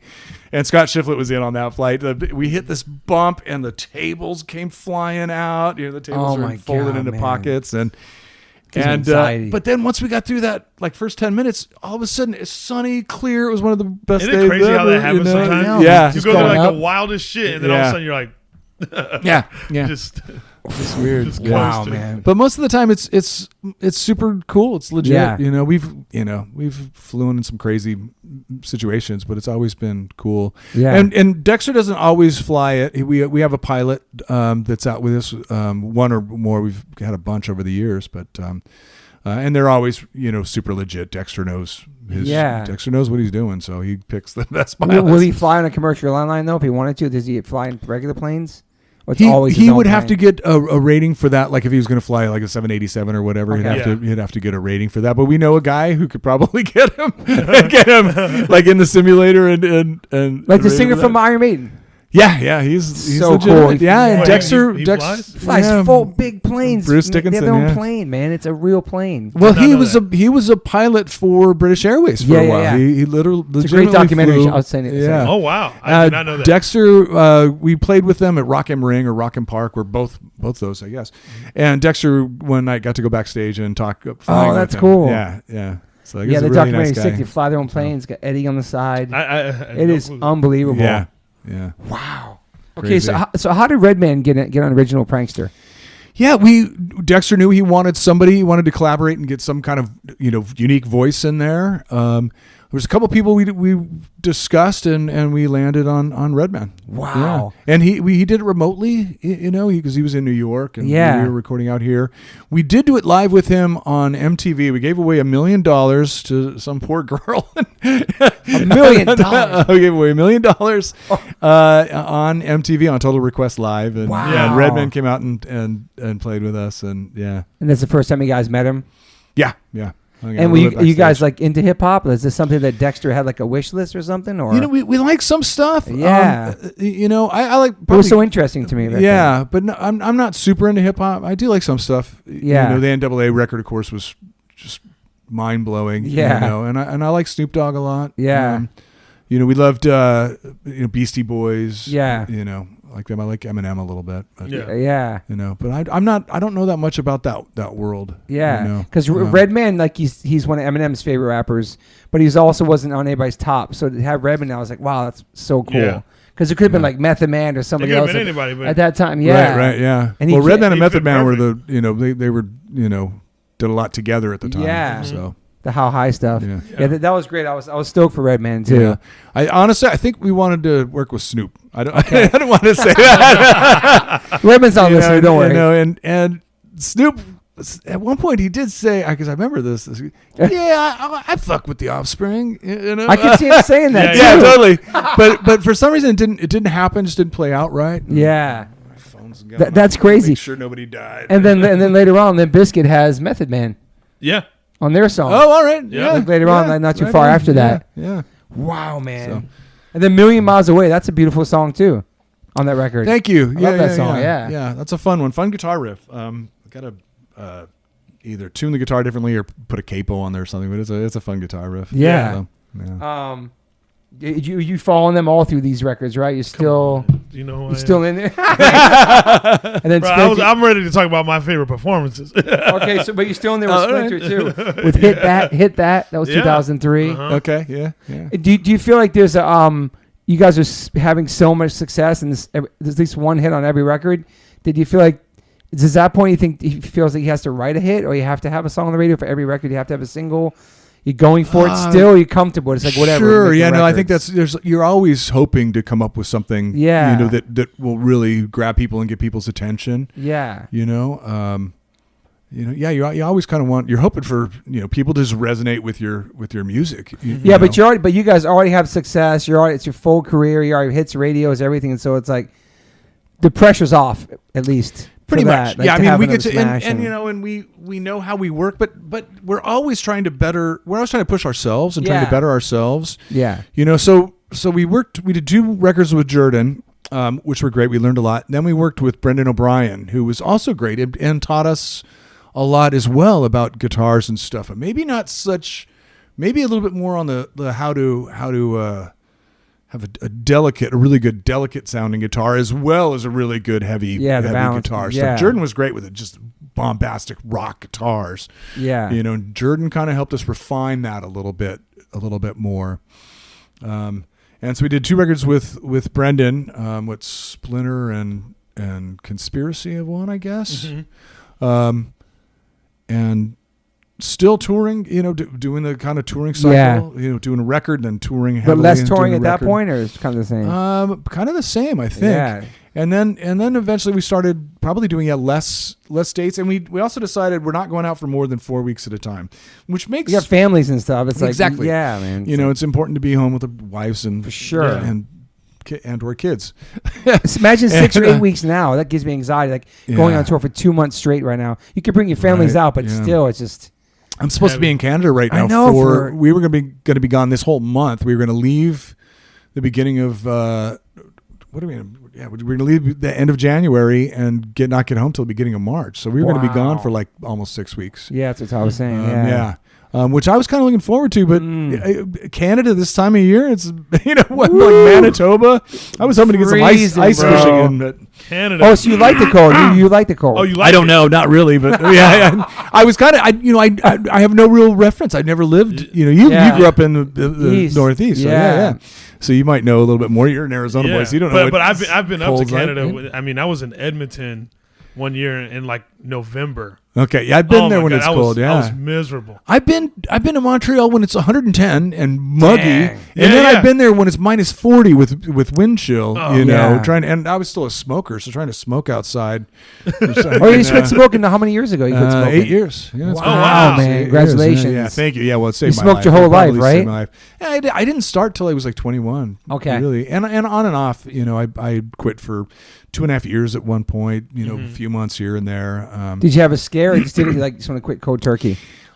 Paddling out surfing, it was hard. It was difficult. I paddled out on a day with beautiful waves, and I was just struggling. And I went, "Oh man, I got to quit smoking. This is just I can't do what I love anymore." Wow. And that's the thing. And I don't want to I don't want to live forever, but excuse me. I want to be able to do what I enjoy doing while I'm here on this earth. So yeah, and I was just ready. I did use Chantix for like 4 weeks, and you start taking it, and then a week in you quit, and then you like take it for another 3 weeks, and then I just kind of weaned off that and never looked back. Mm-hmm. And I don't miss it. It's funny. Every once in a while I'll see somebody smoking. Oh, that looks good, but the cravings aren't there. Honestly, my wife, she quit a few years later. Nice. She still wishes she could smoke. She just. Oh, I want a cigarette. It's been like 5 years for her now. You know what's crazy? My mom smoked for 50 years, and if I ask her right now, do you want a cigarette? She goes, yeah, I'd love to have one. It's crazy. Like, she misses it too. She never went back to it. She quit 50 years ago? No, she smoked for 50 years. Oh, smoked for 50 years, yeah. She just recently quit, right? Yeah, man. Yeah, good for her. Yeah, I couldn't believe it. We smelled like cigarettes our whole life, going to school, all of our clothes. Yeah. She smoked in the house, like in the car. Yeah, it's crazy growing up around that. We didn't. Yeah, it's weird because I don't drink 8 years away from alcohol. But congrats, sir. Nice. Yeah, congratulations, man. Yeah. But I have no desire to do it. Yeah. But like if I smell it, I'm like, really? Yeah. What do you smell? You smell like beer or something? Yeah, not beer. I wasn't a beer guy. What'd you drink? Wild Turkey, baby. All right. So if I smell whiskey, I'm usually like, that smells good. Yeah. I wasn't. Your brother got me into whiskey. It's all boys. Todd, he was a big Jack guy, right? Yes. And, now we try to stick to tequila, but that's my struggle is booze. I'm a little hungover today. You a little drinking Dexter last night? Dexter and I had a little. Yeah, we had a good day yesterday, Nice. and so we decided to just have a couple of drinks. It's just beer, Yeah. I wasn't doing any shots. I knew I had to get up early to drive to LA. Thank you. Sure. Well, Toby Morse, my brother's been in the band since what, 2004? Yeah, like I might have wrote 12 it down years here. now. Yeah? Yeah. Wow, man. How long? Crazy. My brother Todd's been in the band 2004, not bad. 2004. Right? No. No, It was not 2004. My bad. 2011? Yeah, 7 maybe? 2007? 2011, you might be right on that. 2011. So I thought it was 2011. You're 2011. So it's 11 years. Yeah. Okay. That sounds about right. Yeah. But that was crazy too. Like, I remember my brother going to the audition. I don't know how he got the audition with you guys. I don't know if you know, but I remember him going to that audition. I was like, oh, wow, this is amazing. I don't even know how that happened. It's funny. I don't remember him at the audition. I remember some of the other people that showed up. I know Todd Youth was there for Murphy's Law. Yeah. He was great. He was really good. Yeah. That was just so crazy because we knew you guys obviously from whatever tours we crossed paths on. You know what I'm saying? Like we're East I Coast think we band, hung West out Coast band. when you guys came to see Rancid. Was it the Gardens in Trenton, New Jersey? Was the City Gardens? City Gardens. In Oh my New God, that's Jersey. right! Yeah. Wow. You guys were backstage there. That's where Todd said we What? first met. Yeah. Wow. What were you guys? You guys played that show? Yeah. It was we were on tour with Rancid. Oh my God! And you guys came and dude, were I hanging do out not with remember Rancid. that. Yeah. That's the story that Lars talks about. He was all nervous because the New York guys were there and he didn't want to tease his hair up and put Liberty spikes in with a blow dryer. He wanted nobody to see him do it. So he shut the door in the bathroom. That's so funny. But we didn't care. We love Rancid. That's funny. amazing. I dressed up on that tour. We played Halloween night, and I dressed up as Lars, and he dressed up as me. Wow. But I had the patent leather shoes, the peg leg trousers, the suspenders, and the white muscle tee, right, or wife Back beater, then. or whatever. And I got a Don King wig, and I spray painted it. I I got this hair like Manic Panic hairspray, and so Is there pictures of that? It had. There's got to be we had somewhere. photos back then, yeah. Yeah. And then he dressed up as me, and it was so funny. But I was on stage, and one of the crew guys came walk in, and he goes, "Hey, Lars!" When I turn around, he goes, like just. That is so amazing, dude. Actually, I got my nose pierced that day to You did? look like Lars. Yeah, You still have it. Holy crap. That's crazy. Yeah, Tom Morse is 2009, guys. 2009. I thought it was. okay. Yeah, It was in my My notes. bad. Yeah, Tom Morse. So Yeah. that was crazy when he got the gig. I was like, how many times he auditioned? I don't know how many times he had to audition for That's Offspring. right. Todd told me a story about you. Tell me. He said when you were a kid, you went to the neighbors and you would say that your mom needed an egg or something for baking, and you would take the eggs and like smash them on something. And you kept going from house to house until you got caught. See, you were a little punk. You were a little punk. I would go to the neighbors and I love smashing eggs. And I would smash them in between houses and go the next. I was like smashing them on the ground. I don't know why I was obsessed. And I actually, my mom needs an egg, and I just keep smashing them. I got caught though. Like There's a trail of eggs through the neighborhood. my mom and one of the neighbors. I was about to like, Toby! I turned around and had the egg, and they caught me. I was so fucking embarrassed. I don't know why I like doing that, dude. It That's the was most random thing. Oh, funny. Oh, funny. it was so random, man. Yeah. Fuck, That's man. funny. The How things old we were you? did, yeah. I don't know, man. Like I don't know, 10. Wow. I don't know why I did that. Yeah. Like, is there something how your life changed since all the success of your band that you started doing? Like, do you golf? Is there something you do that you might not have done if you didn't have money, or just something? I've golfed once, and it was Okay, a okay. pitch and putt thing. And I feel like that's I was the thing. actually okay at it. Okay. You know, a friend of mine, we were in Arizona in Sedona. We went to the Grand Canyon with one of my best friends, Okay. and he taught me how to golf. And my wife's like, "You said you would never golf." Her dad's a big golfer, and she doesn't want me to. He's a big drinker too, and she doesn't want me to be like her dad. I Okay. already got the big drinking thing. now she doesn't. Want I have me so to many friends who had like success like that, and they're So- like, "What do you guys do?" "Oh, we golf. We hang out, all golf together." I don't know. It's Yeah. a couple of people mentioned on here. But you're Oh, not a yeah, golfer. You still surf? I haven't surfed in a while. I want to get back out, especially since I had the eye surgery now. Yeah. I think it would be rad to be able to see out Yeah. there, but I haven't yet. The only thing, I was collecting guitars for a little while, and I Okay. have a pretty nice collection of guitars. Yeah. But I've kind of stopped. I don't need more guitars. As you get older, you kind of realize I don't need more stuff. I just don't need a lot of stuff. You don't have a lot of stuff in like a hoarder or nothing? Books, like I Okay. hate throwing away books. Wow. Like, I want to keep on to, hold on to those, and like guitars and stuff, and Yeah. and stomp boxes, all the effects pedals. I love Yeah. those too. Yeah, those are fun. You're a Yeah. big reader? Not so much anymore as I've gotten older. I try. I still try to read. I think it's important. But my attention span. I had ADHD when I was a kid, and it's gotten worse. I think as an adult. I think it kind of comes and goes. But you can train yourself to kind of battle that, and so I can read a book, but it's hard. Yeah. Have you tried a lot of people do the Audible? Audibles? Where you listen? Man, I love to do that. Where you listen to them? Yeah, where they listen. I do listen to a lot of podcasts. There's political ones. There's some friends of mine do like a sobriety sort of podcast. It's called Don't Die. It's not even about sobriety. It's just about not dying if you're struggling. It's Bob Forrest does it. And my friend Chuck.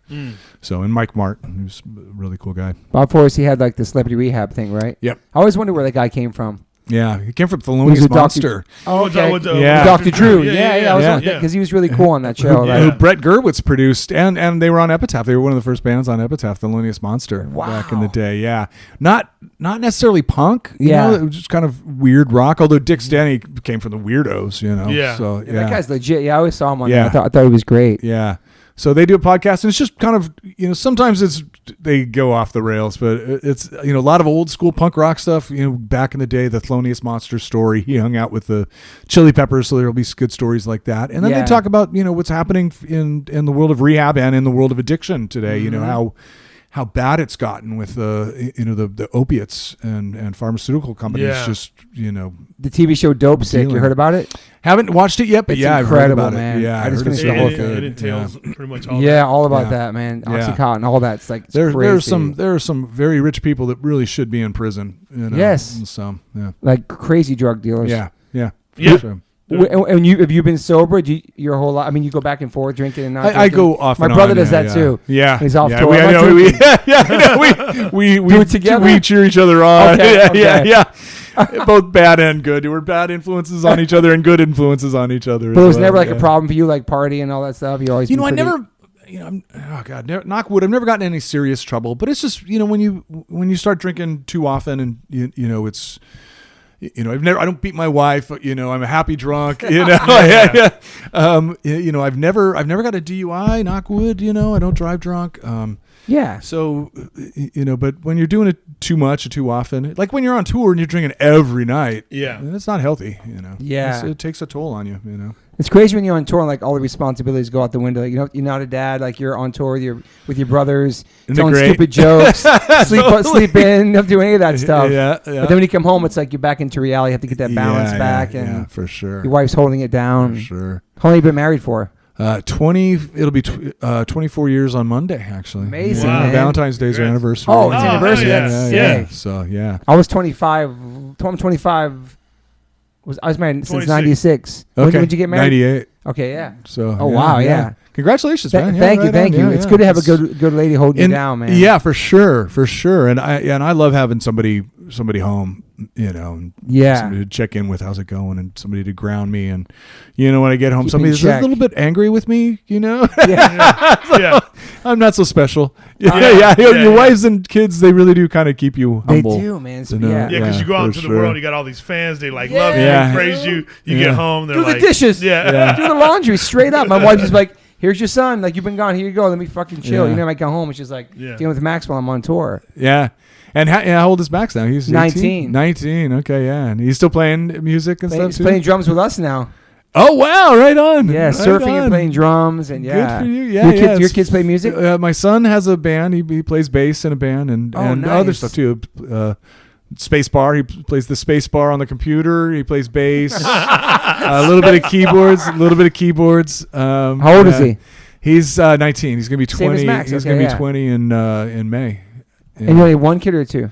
And then my daughter's 32. Oh my God! Wow. And she sings. She's a really good singer. She's taking guitar lessons now. That's amazing. But she sang in show choir. And I actually, when she was in high school, I played behind the curtain for their show choir. That's amazing. It was really fun. I played like a 15-minute ABBA medley.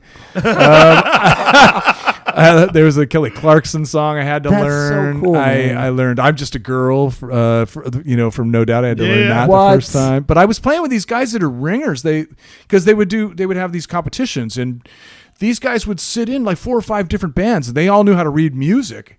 And I'm like, what is that? You know, I don't know. Just show me what. They gave me the music, and I would take it home and pour over it and try to figure out what notes meant what. Really got to work, but it ended up being fun. That's cool. Like I'm playing a No Doubt song. I actually know those guys. I grew up in them. That's you. Like this is my friends, and I'm learning the song. I just had to relearn it for the punk rock karaoke thing. So, oh, really? Yeah. It's a super fun riff to play on guitar. Yeah. Do your kids love the Offspring? No. They don't. Yeah. That note was so quick. I grew up around it. I mean, it's been around them my whole life. I don't think they're embarrassed by the Offspring anymore. I think anymore. Okay. I think my daughter's starting to even maybe every once in a while she'll express some pride in what I do, which is nice. Amazing, you know. Yeah. My son likes some of the perks, like. Perks. Like getting to see some of his favorite bands. Yeah. He's got the juice. He's into a lot, and he's into a lot of the old school punk stuff. And wow! And he's got to meet a lot of these guys that he's got like Jack from TSOL. He got into punk. I mean, he's heard it around the house, but I didn't push my music on him. He had a buddy who was into punk. And he's like, "What is this punk?" Sometimes it's cool when it comes from somebody else. Yeah, so for sure. So it was his friend that kind of turned him onto it. And there's like kind of a cool scene in Orange County and in Southern California, and he's making friends with other bands. And there's this warehouse, FTG warehouse in Anaheim or Santa Ana. They're having shows. That they have shows at, and it's a cool little scene. It's really pretty cool. A bunch of bands and. Other kids that he knows from the neighborhood to play in other bands, and it's a fun thing to see. I love going and I liked it because my son heard all that stuff growing up, obviously, and then he found like death metal, then he found like mumble rap, but now it's like the other day his newest band is like, you ever heard of Choking Victim? I'm like, yeah, they're like ska and they're kind of punk. I'm like, what? My friend was in that band. Like, he's finding his own thing through his friends. He's like, my friend loves this band. I'm like, I heard of that. band. Yeah, he brought it up to me the other day. I was like, but it's cool to hear like. Yeah, a younger kid, like I'm like, oh wow, that's what I'm saying. I'm like, man, you actually, and it wasn't to us. Every once my son will play something just that I would not expect, like Vic Chestnut. He's playing Vic Chestnut. I'm like, whoa, dude! And then he got into this like Bing Crosby. What? Yeah, Bing Crosby and Dean Martin. We went on a fishing trip a couple months back, that's cool, and man. on the way up the Sierras, he's playing Bing Crosby, and then he starts playing. Death Tour and all this other stuff. Does he like hip hop too? Yeah, he loves hip hop. Yeah. Wow, man, it's so cool just having kids and they're getting to their own thing and seeing, you know what I mean? Yeah. How they're growing. Was City Morgue is one of the things. Oh yeah. My son likes them too. Yeah. They're dark. Yeah. It's like this dark kind of hip hop. Like, okay. Yeah, that's so crazy, man. Yeah. It's fun, and you learn a lot from your kids, don't you? Yeah, 100%. Isn't it great? Yeah. For sure. And then you guys put a record out, Let the Bad Times Roll. That's 2021, correct? Yeah. That's. Did you do it? You did, and it had some radio play too. It had a bunch. It did really well. Yeah. It's actually done, I think, all right. More, alternative's a different world now. So I don't know if we've got some alternative radio play, but like the hard rock radio, what do they call it? Active rock now. Active rock. Genres. It's not alternative rock anymore. So but it's done pretty well. We actually. We have a song on it called "We Never Have Sex Anymore," and Dexter sang a French version of it because it just seemed very funny to sing it in French, and we had to translate it, and because you wouldn't just say "We never have sex anymore" in French. It's you have to make it a little bit more passionate than that, right? But it did really well in France. Like the English version was #1 on the international chart. In France they have a rule: you have to play a certain amount of French music, like majority, French music, and then the rest of the time you can play international acts. And we were like #1 on the international chart. So it's pretty cool. Yeah. My brother was telling me that. So cool. And then also like my brother becoming the bass player now, which is amazing, man. Like when he told me that, like. I think the conversation happened like on the plane or something. They talked about it, but he was so excited, like to go from playing guitar his whole life and then becoming a bass player, like at 50 years old, like or something. Yeah, it's awesome, man. Well, and he's, your brother's just got such a great attitude about it, and wanted to learn how to play bass correctly because it is different. It's a different.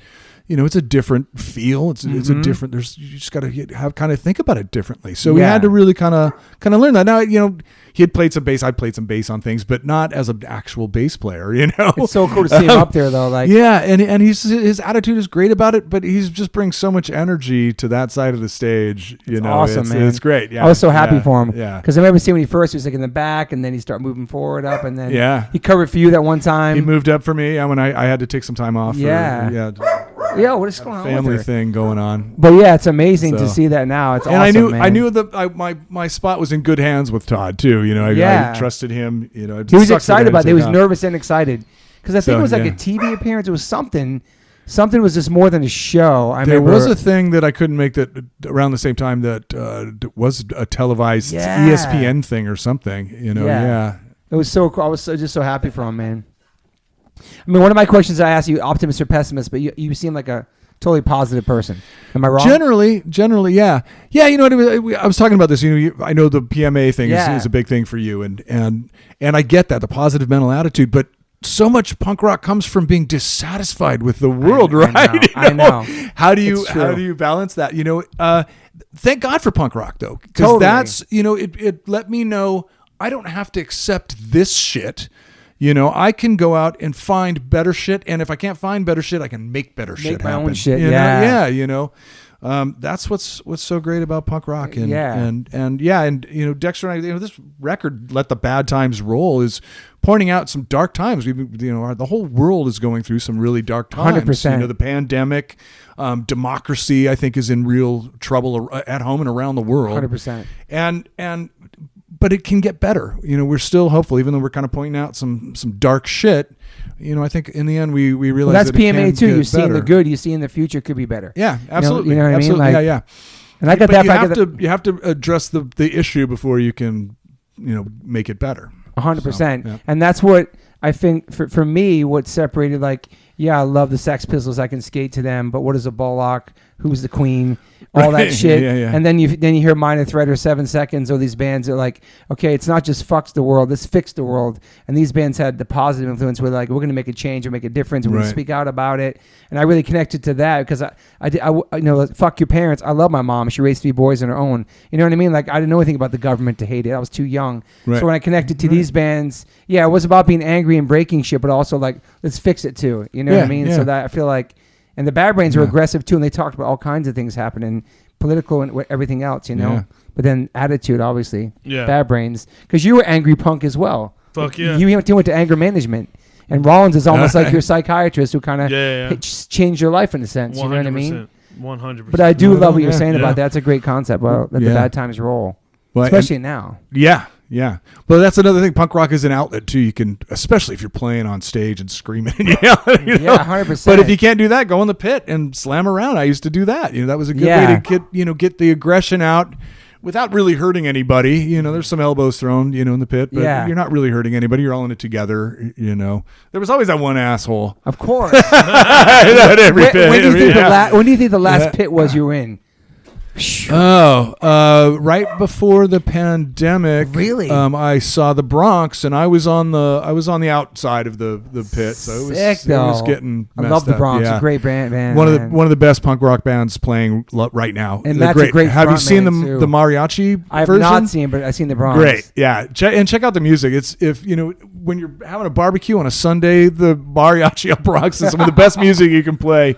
Yeah, I love that kid Matt having the parties. Super awesome, man. Yeah, they're great. Yeah. Do you have any regrets in your life? I'm sure I do. One of the things that I wish I would have studied music more when I was younger, and would shed it a little bit more on my playing. I would be a better player today, but at the same time, I was doing other stuff that helped me get to where I am today. Yeah, surfing, skateboarding, doing whatever else I was doing. You still practice a lot? You play every day? Yeah, and actually, taking on this punk rock karaoke thing is. I've been working. My fingers are killing me right now. Yeah, it's a lot of work, right? Calluses, but it's fun. It's so fun, man. Punk rock is just. I mean, I know all these songs anyways. So just going back and learning them, Chappelle Lacey, I know you got some questions for my man. Oh, one more question. the pandemic, how has that changed you as a person? Like, it made you think different? Have you changed some of the ways you live your life? Be more creative, or you doing yoga? You making banana bread? You know what? I just started doing yoga. That's funny. Yeah. Okay, there you go. my wife got me doing yoga. Yeah, and that's a lot of people doing that now. Yeah. And you know what? Yeah, I've always been a really stiff kind of guy. I haven't been loose and limber. Even when when I'm skateboarding and surfing at my best, I was still I couldn't bend over and touch my toes. Okay. So yoga's helped a lot with that. Yeah, and that's been a big help. I need to get back into that, do that more. I think the main thing is the pandemic has kind of made me think about just life and and maybe not sweat the small stuff so much. There's I love that too. Bigger shit to be worried about. Yeah. And it's the first time you've been home this long with your wife. Ever, yeah, and we got along. It's been amazing. that shows a lot about your marriage. Yeah, too, for man. sure. But we're not new. We've been at it for a while. But I know a lot of people that have been around at it for the same time and they struggled through it. But, for sure. But my wife's like, the reason why we're together this long is because you did leave and you did come back. And now you're in my way, go in the other room. You know what I mean? Like, I give her space. Yeah. Because even when everything was locked down, you weren't supposed to go to work. At one point, I know her job was empty because she runs a skate park. I was like, check it out. You're gonna. I don't want you to hate me or kill me. Go, you're allowed to go to work. Just go, wear a mask, go. So she started going to work by herself in an empty ass skate park, just to get away from me and my son, because we're really hyperactive and intense. Yeah, I bet. It's like having.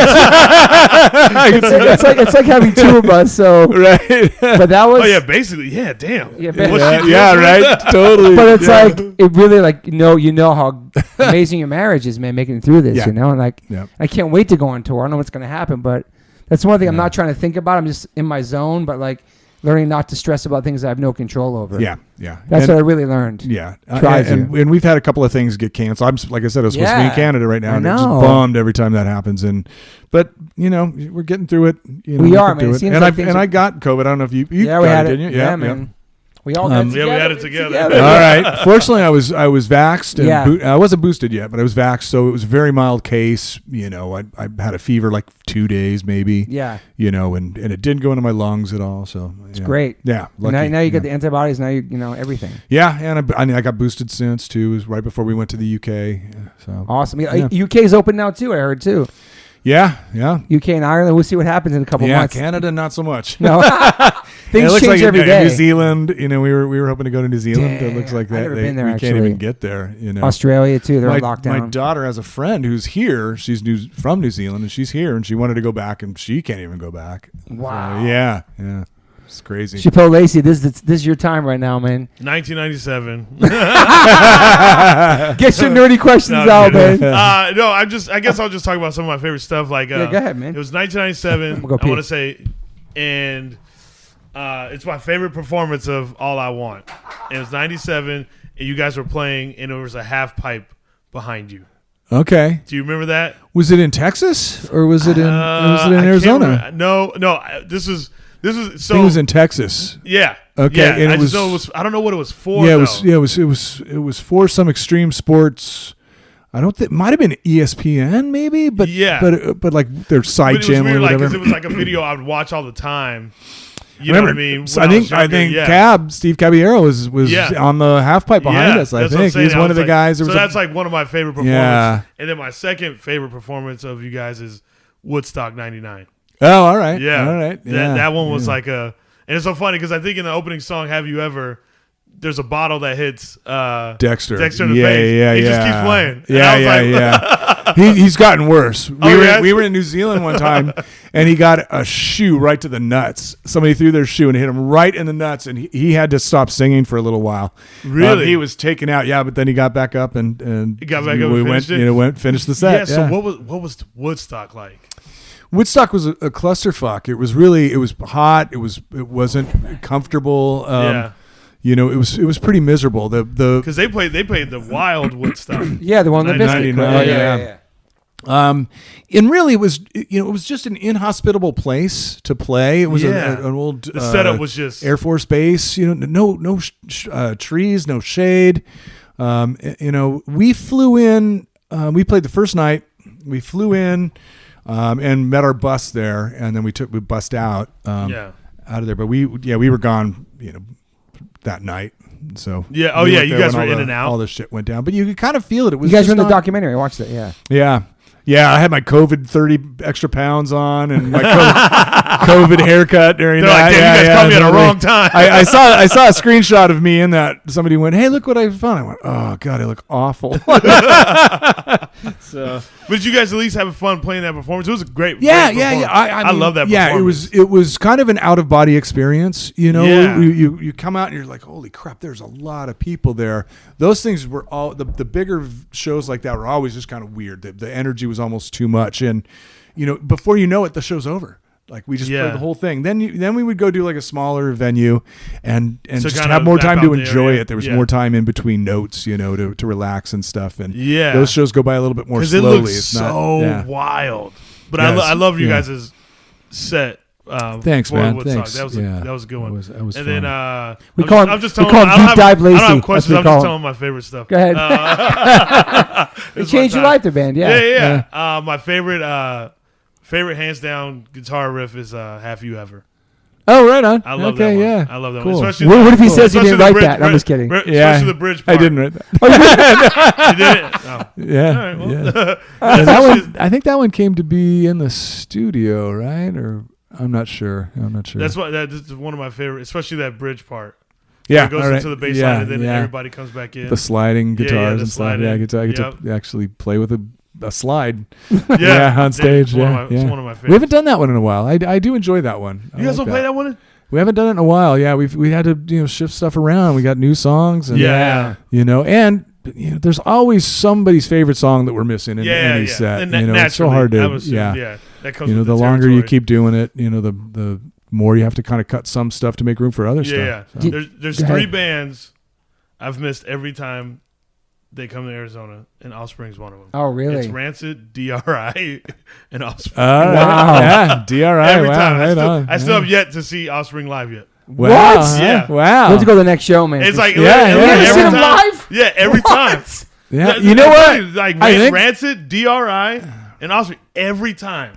I think we might be going to Arizona soon too. Are you here now? Yeah, I'll go with you to Arizona to that show. Yeah. When's that coming up soon? I don't think we've announced it yet, so I don't know if I'm supposed to say anything. It's okay. But we're working on routing a U.S. tour in the spring, so hopefully we can put it together. And how does Spock from Star Trek's grandson get in your band? Yeah, right. Yeah, you know that, right? Through Todd. I didn't know that. Todd. Yeah, isn't that crazy, bro? Yeah. He was in a video with Age's video, I think, with Todd, and Todd was trying to crack him up. Todd just kept making jokes and trying to, wasting everybody's time and not film, I guess, but video or whatever. Wow. But yeah, and so when Todd filled in for me, Jonah filled in for Todd. And that's how we got to know him. That's amazing. And he's an amazing musician. I mean, he started off as a drummer. He went to MIT here in LA and started off as a drummer. And then just started playing guitar, and he plays keyboards, he plays percussion. So far with us, he played drums, the full kit on our acoustic shows that we did in the UK. So we did 4 sets on drums there. He also did an acoustic thing at Adam Carolla's place over not too long ago in the fall. He did that. Cool. He plays guitar. He plays percussion, like the congas on stage with us. He plays keyboards. He's young too, man. Wow. Yeah. He can play it all, and he's a shredder on guitar. It's amazing.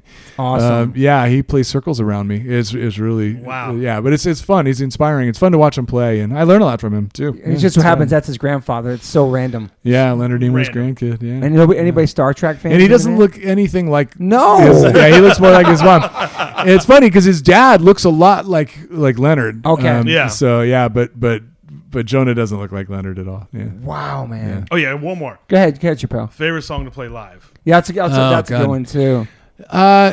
Self-Esteem's always really fun. Wow. It really gets the crowd going. You know what? You're Gonna Go Far, Kid is one of our biggest songs every night. Really fun to play. And then Kids Aren't Alright. I get to have a solo in that. It was cool seeing Josh Freese play that song I saw a video. He posted like a video. He's an all right drummer, Josh. Yeah. The pre-chorus to that song where it's like that. It looks like he's gonna be working on this for a while. Oh, that's cool. Yeah. So which is good. Dude. Yeah, he's great. He just did the UK tour with us, and he's just like what like. It doesn't even make any sense. Yeah. Like, he was just playing with Sting right before that too, right? Like, he's a really good drummer. Yeah. Dude, everybody. He can kill it with everybody. Devo, yeah. He did 9 Inch Nails years ago. 9 Inch Nails? Yes. Okay. 9 Inch Nails, Weezer, Sublime. Weezer too. The Vandals, of course. He filled in for 311 for like a TV performance as well. Oh, wow, really? Yeah. All right. Everybody. Yeah. Wow, man. Yeah. If you could pick like a top 5 artist or musician that inspired you, do you have any? Oh gosh, a lot. TSOL. I love that, man. Really, the Ramones, that first Ramones record, and TSOL were huge. And the Dickies. Wow, nice. Yeah, man. one of my first bands, and still to this day one of my favorite bands. And now I get to play with Stan in punk rock karaoke. That's so cool. Yeah, super fun. Yeah. So those are the 3. Those are 3. Rolling Stones. Wow, for sure. Tom Morse too. Rolling Stones. Yeah. We both share a love of the Stones. Tattoo, yeah. So. And then probably got to be another classic rock band. Well, no, it's probably got to be another punk band. How about Dead Kennedys? That's a great one, man. Not many people mention Dickies in their top 5. That's cool. He did that. Yeah. Well, totally. The Incredible Shrinking Dickies was huge, and then Dawn of the Dickies was a great record. Just loved that record, and I would play along on guitar to that. When it first came out, I don't think I was playing guitar yet, but. Did you follow TSOL into the later records? Yeah. Revenge, even Changed Today. Joe Wood. I like Changed Today. It's a great record. Today. TSOL. Was it around Revenge? I started to kind of go. Okay. I don't know why I love that for some reason. The timing for it was Changed Today was a great record. I know, man. I don't know who that guy was. Where he even came from. The guy who sang for him. Joe Wood. Yeah. Any other bands or anything? Yeah. I think he does his Joe Wood. I think he plays as his own guy. He did a lot of singer-songwriter kind of stuff now, I think. Okay. So what's next for you guys? Some dates, maybe Arizona, maybe some U.S. dates? U.S. and then going to Europe again, finally. Okay. We always, it's been weird not going to Europe for a couple of years. So, yeah. Summer festivals, all that. I love that. Yep, summer festivals and some of our own shows as well, it looks like. We usually, do that. Yeah, mix it up a little bit. Mostly festivals. Are there places where you guys are massive and any other places, like maybe probably South America? Or just South America is just huge for. But it stay consistent throughout your career, though. I'm saying they probably still. France, we've done really well. Germany, we've done really well. In the UK, we've done really well. UK is awesome, man. Yeah, probably better than other parts of Europe. France has been really good for us. I don't know how to account for that. We're like the Jerry Lewis's of punk rock. I don't know. Wow. It's amazing. It's so amazing. I mean, that many years together and still got it's a great story, man.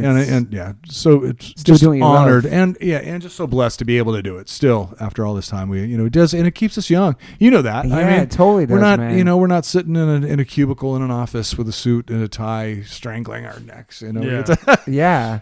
We get to go out and play music for a living. Play with your friends for a living, I know, it's beautiful, man. Yeah, and it's great. It's just amazing. And I got to compliment your hair because I have hair envy of people because I have a crazy widow's peak, but your hair is good. Thank you. You have great hair, 59, it's man. Little thinner than it used to be. No, it's fine, though. It still works, Yeah. It took me about 50 years to get the white just the right color, but the black only takes seconds. Are you completely gray under there? Yeah.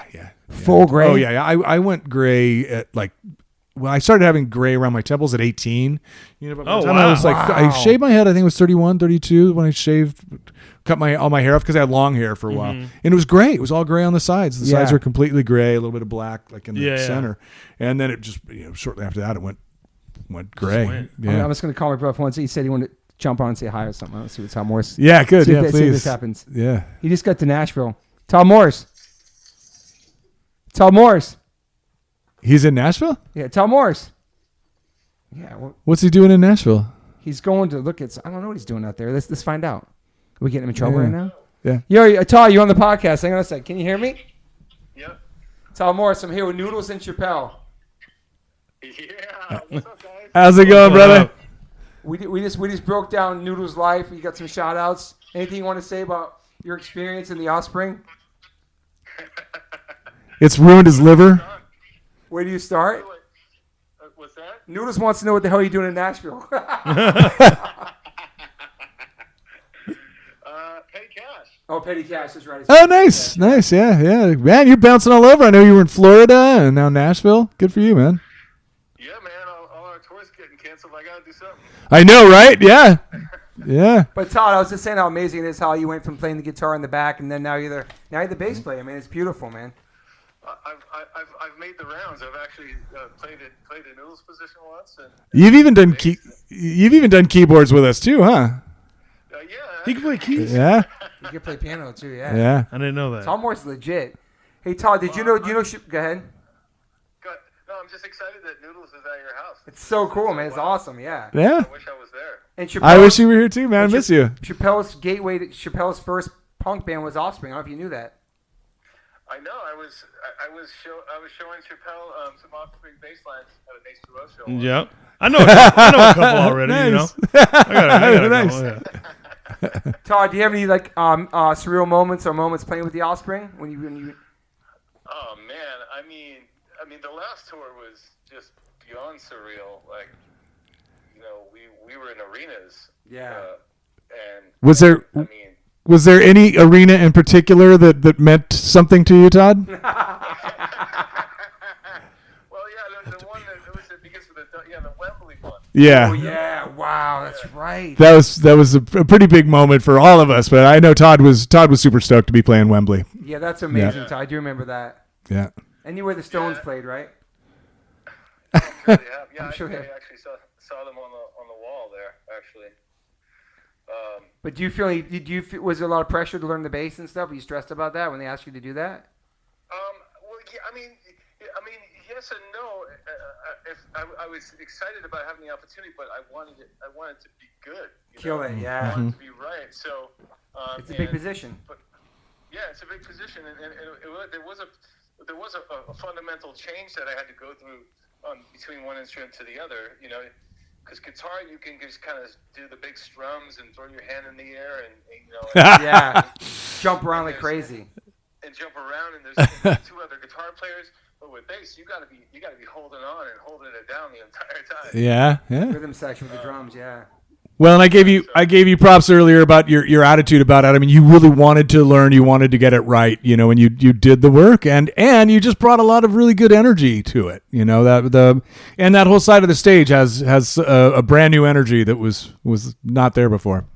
Well, I appreciate you guys giving me a shot, and I went to the School of Hard Knocks in the studio with Dexter, and we went through all the records, the way all the bass parts were played. And I got, like the whole time during the pandemic, we were still busy. We were like getting the band tight. Yeah, all of us, not just you on bass. I had to relearn parts that I had developed bad habits. So we were all going over together and locking in strums where they needed to be locked in to have that power and getting our timing. And it's amazing how tight we are. That's one good thing that came out of the pandemic is it bought us that time to study that and really lock that down. It's been fun. Plus, in the old school, we would end a tour, have a couple months off, and start a tour with no rehearsals at all. Wow. Okay. Right. That's our style, yeah. Yeah. And now he's super tight. It's awesome, man. Plus, we'd get to go to my place and have beers right after rehearsal too. That was... That's right. He doesn't mean his place. There's a bar near the studio called My Place. Okay. Yeah, it's called My Place. Yeah. Well, awesome, man. Sounds like you guys covered everything, man. Yeah, we did cover, and it's cool having you in the mix too of the story of the Offspring. It's awesome, I wish I could be there. Me too. Me too, man. I miss you, man. Hopefully, you can come out to one of the PRK shows and sing Ruby Soho with us. Oh yeah. Dude, I'm locked in. I'm gonna sing it with you at the Bourbon Room. Awesome. What's that date, Todd Morse? 25th. It's the 25th. February. Okay, I'm gonna pull up Todd Morse to be singing with Punk Rock Karaoke. Yeah, I'm pretty excited. I'm out here playing covers and now I see Noodles is gonna go on the cover. I know. You have any advice for me? You have any advice? No, it's pretty much the easiest gig ever because all the songs are already written. True. And everyone knows them. You know. And you know what? Stan keeps pointing it out. He's like, "This is the funnest gig ever because there's no lead singer." That's pretty true. Sorry, Toby. I get it. So wait, so it's aside from if I come up, there's no other like planned out guest singer. I don't know. I'm just learning. I'm new here. Do a Black Flag song. Chappelle will be there. Oh, in a heartbeat. That'd be sick. Or Oasis song. Yeah, we can Okay, sneak it in. Oasis song. So I'm sorry. Hey, Noodles. That's his favorite band. Yeah. I think we got to get both these guys to commit to come up and sing it on the 25th right now on the podcast. Oh my God. All right. I'm on the road. Chill out, bro. We're learning some Black Flag. What Black Flag? Oh, you want gimme? What do you want? Oh, I would do Thirsty and Miserable. Thirsty and Miserable? Okay. All right. Tom Morse, I think what that's on there. songs you guys got on there I could sing? Oh, I don't know. I'll talk to Noodles about it, yeah. Yeah. I'll see what they got. Miserable? What do you say? That's Chappelle, Black Flag. Yeah. I got to see if that's on the list. Tom Morse saw Black Flag when he was a kid. He got kicked in the face. Oh. Black. That was my first punk show, Black Flag, at the Channel in Boston. Woo! Damn. You can do Pay to Come. We're going to do that. Oh, yeah. All right, we're going to check out this list, Todd. I love you, man. Thanks for answering the phone I don't out see, there. I don't see Todd. Thirsty and Miserable. Love you too, brother. Yo, I'm going to call you Todd Spring. Miss you, Todd. Todd Spring. Todd Spring. We used to call him Todd. Now he's Bass Todd. Bass Todd. Me, Toby, and Chappelle are all going to sing. Yo, Todd. That's a great name. Todd. In the Todd. H-stories, he used to be called Todd God. Todd Dog? Todd God. Oh, Todd God. All right, Todd. I love you. That's a little too lofty for me. Okay. Bye. See you, Todd. See ya. All right, so we'll try to do Pay to Come, or you next time you're in town, do We'll Black figure out a Flag. Black Flag song. Okay, awesome. We got Gimme, Nervous Breakdown, Fix Me, I've Had It, and Wasted. Oh, I would do Never That's what I Break have. Down. Yeah. Okay. To blow out your stomach, show him after. Any more questions for Mr. Noodles? No. Oh, good. Noodles, thank you so much, man. Yeah, I really My appreciate pleasure, you being Toby. here, man. Yeah, it's been Great to talk to you and chop it up and hear the story. And good catching up. yeah, man. Hopefully I'll see you at the karaoke, the punk rock karaoke. Might be Yeah. Todd Morse doing Ruby Soho, ladies and gentlemen. Bye.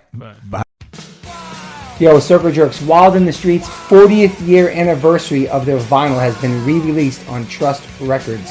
It's remastered, it has bonus tracks, there's a 20-page booklet. You can catch Circle Jerks on tour right now. Shout out to my man Joey C. If you go to trustrecordscompany.com, you can get tickets, you can get merch, you can get vinyl, and use my code TRUSTLIFE, all caps, TRUSTLIFE, and get 20% off. Make sure you cop that 7 Seconds merch and that remaster of The Crew, one of my favorite albums. Also, they're on Instagram, trust_records_company. I love you, Trust Records. Thank you for preserving and making all the music I love available for years and years and years and bringing it back for all the new kids and new generation. Love y'all. Hey guys, thanks for listening. Please rate, review, subscribe. If you haven't subscribed yet to this podcast, please do that. And whatever platform you are listening to this on, I'm glad you found me. You can rate me and review me on there also. So thank you guys sincerely for the support. I cannot wait for you guys to hear the next one.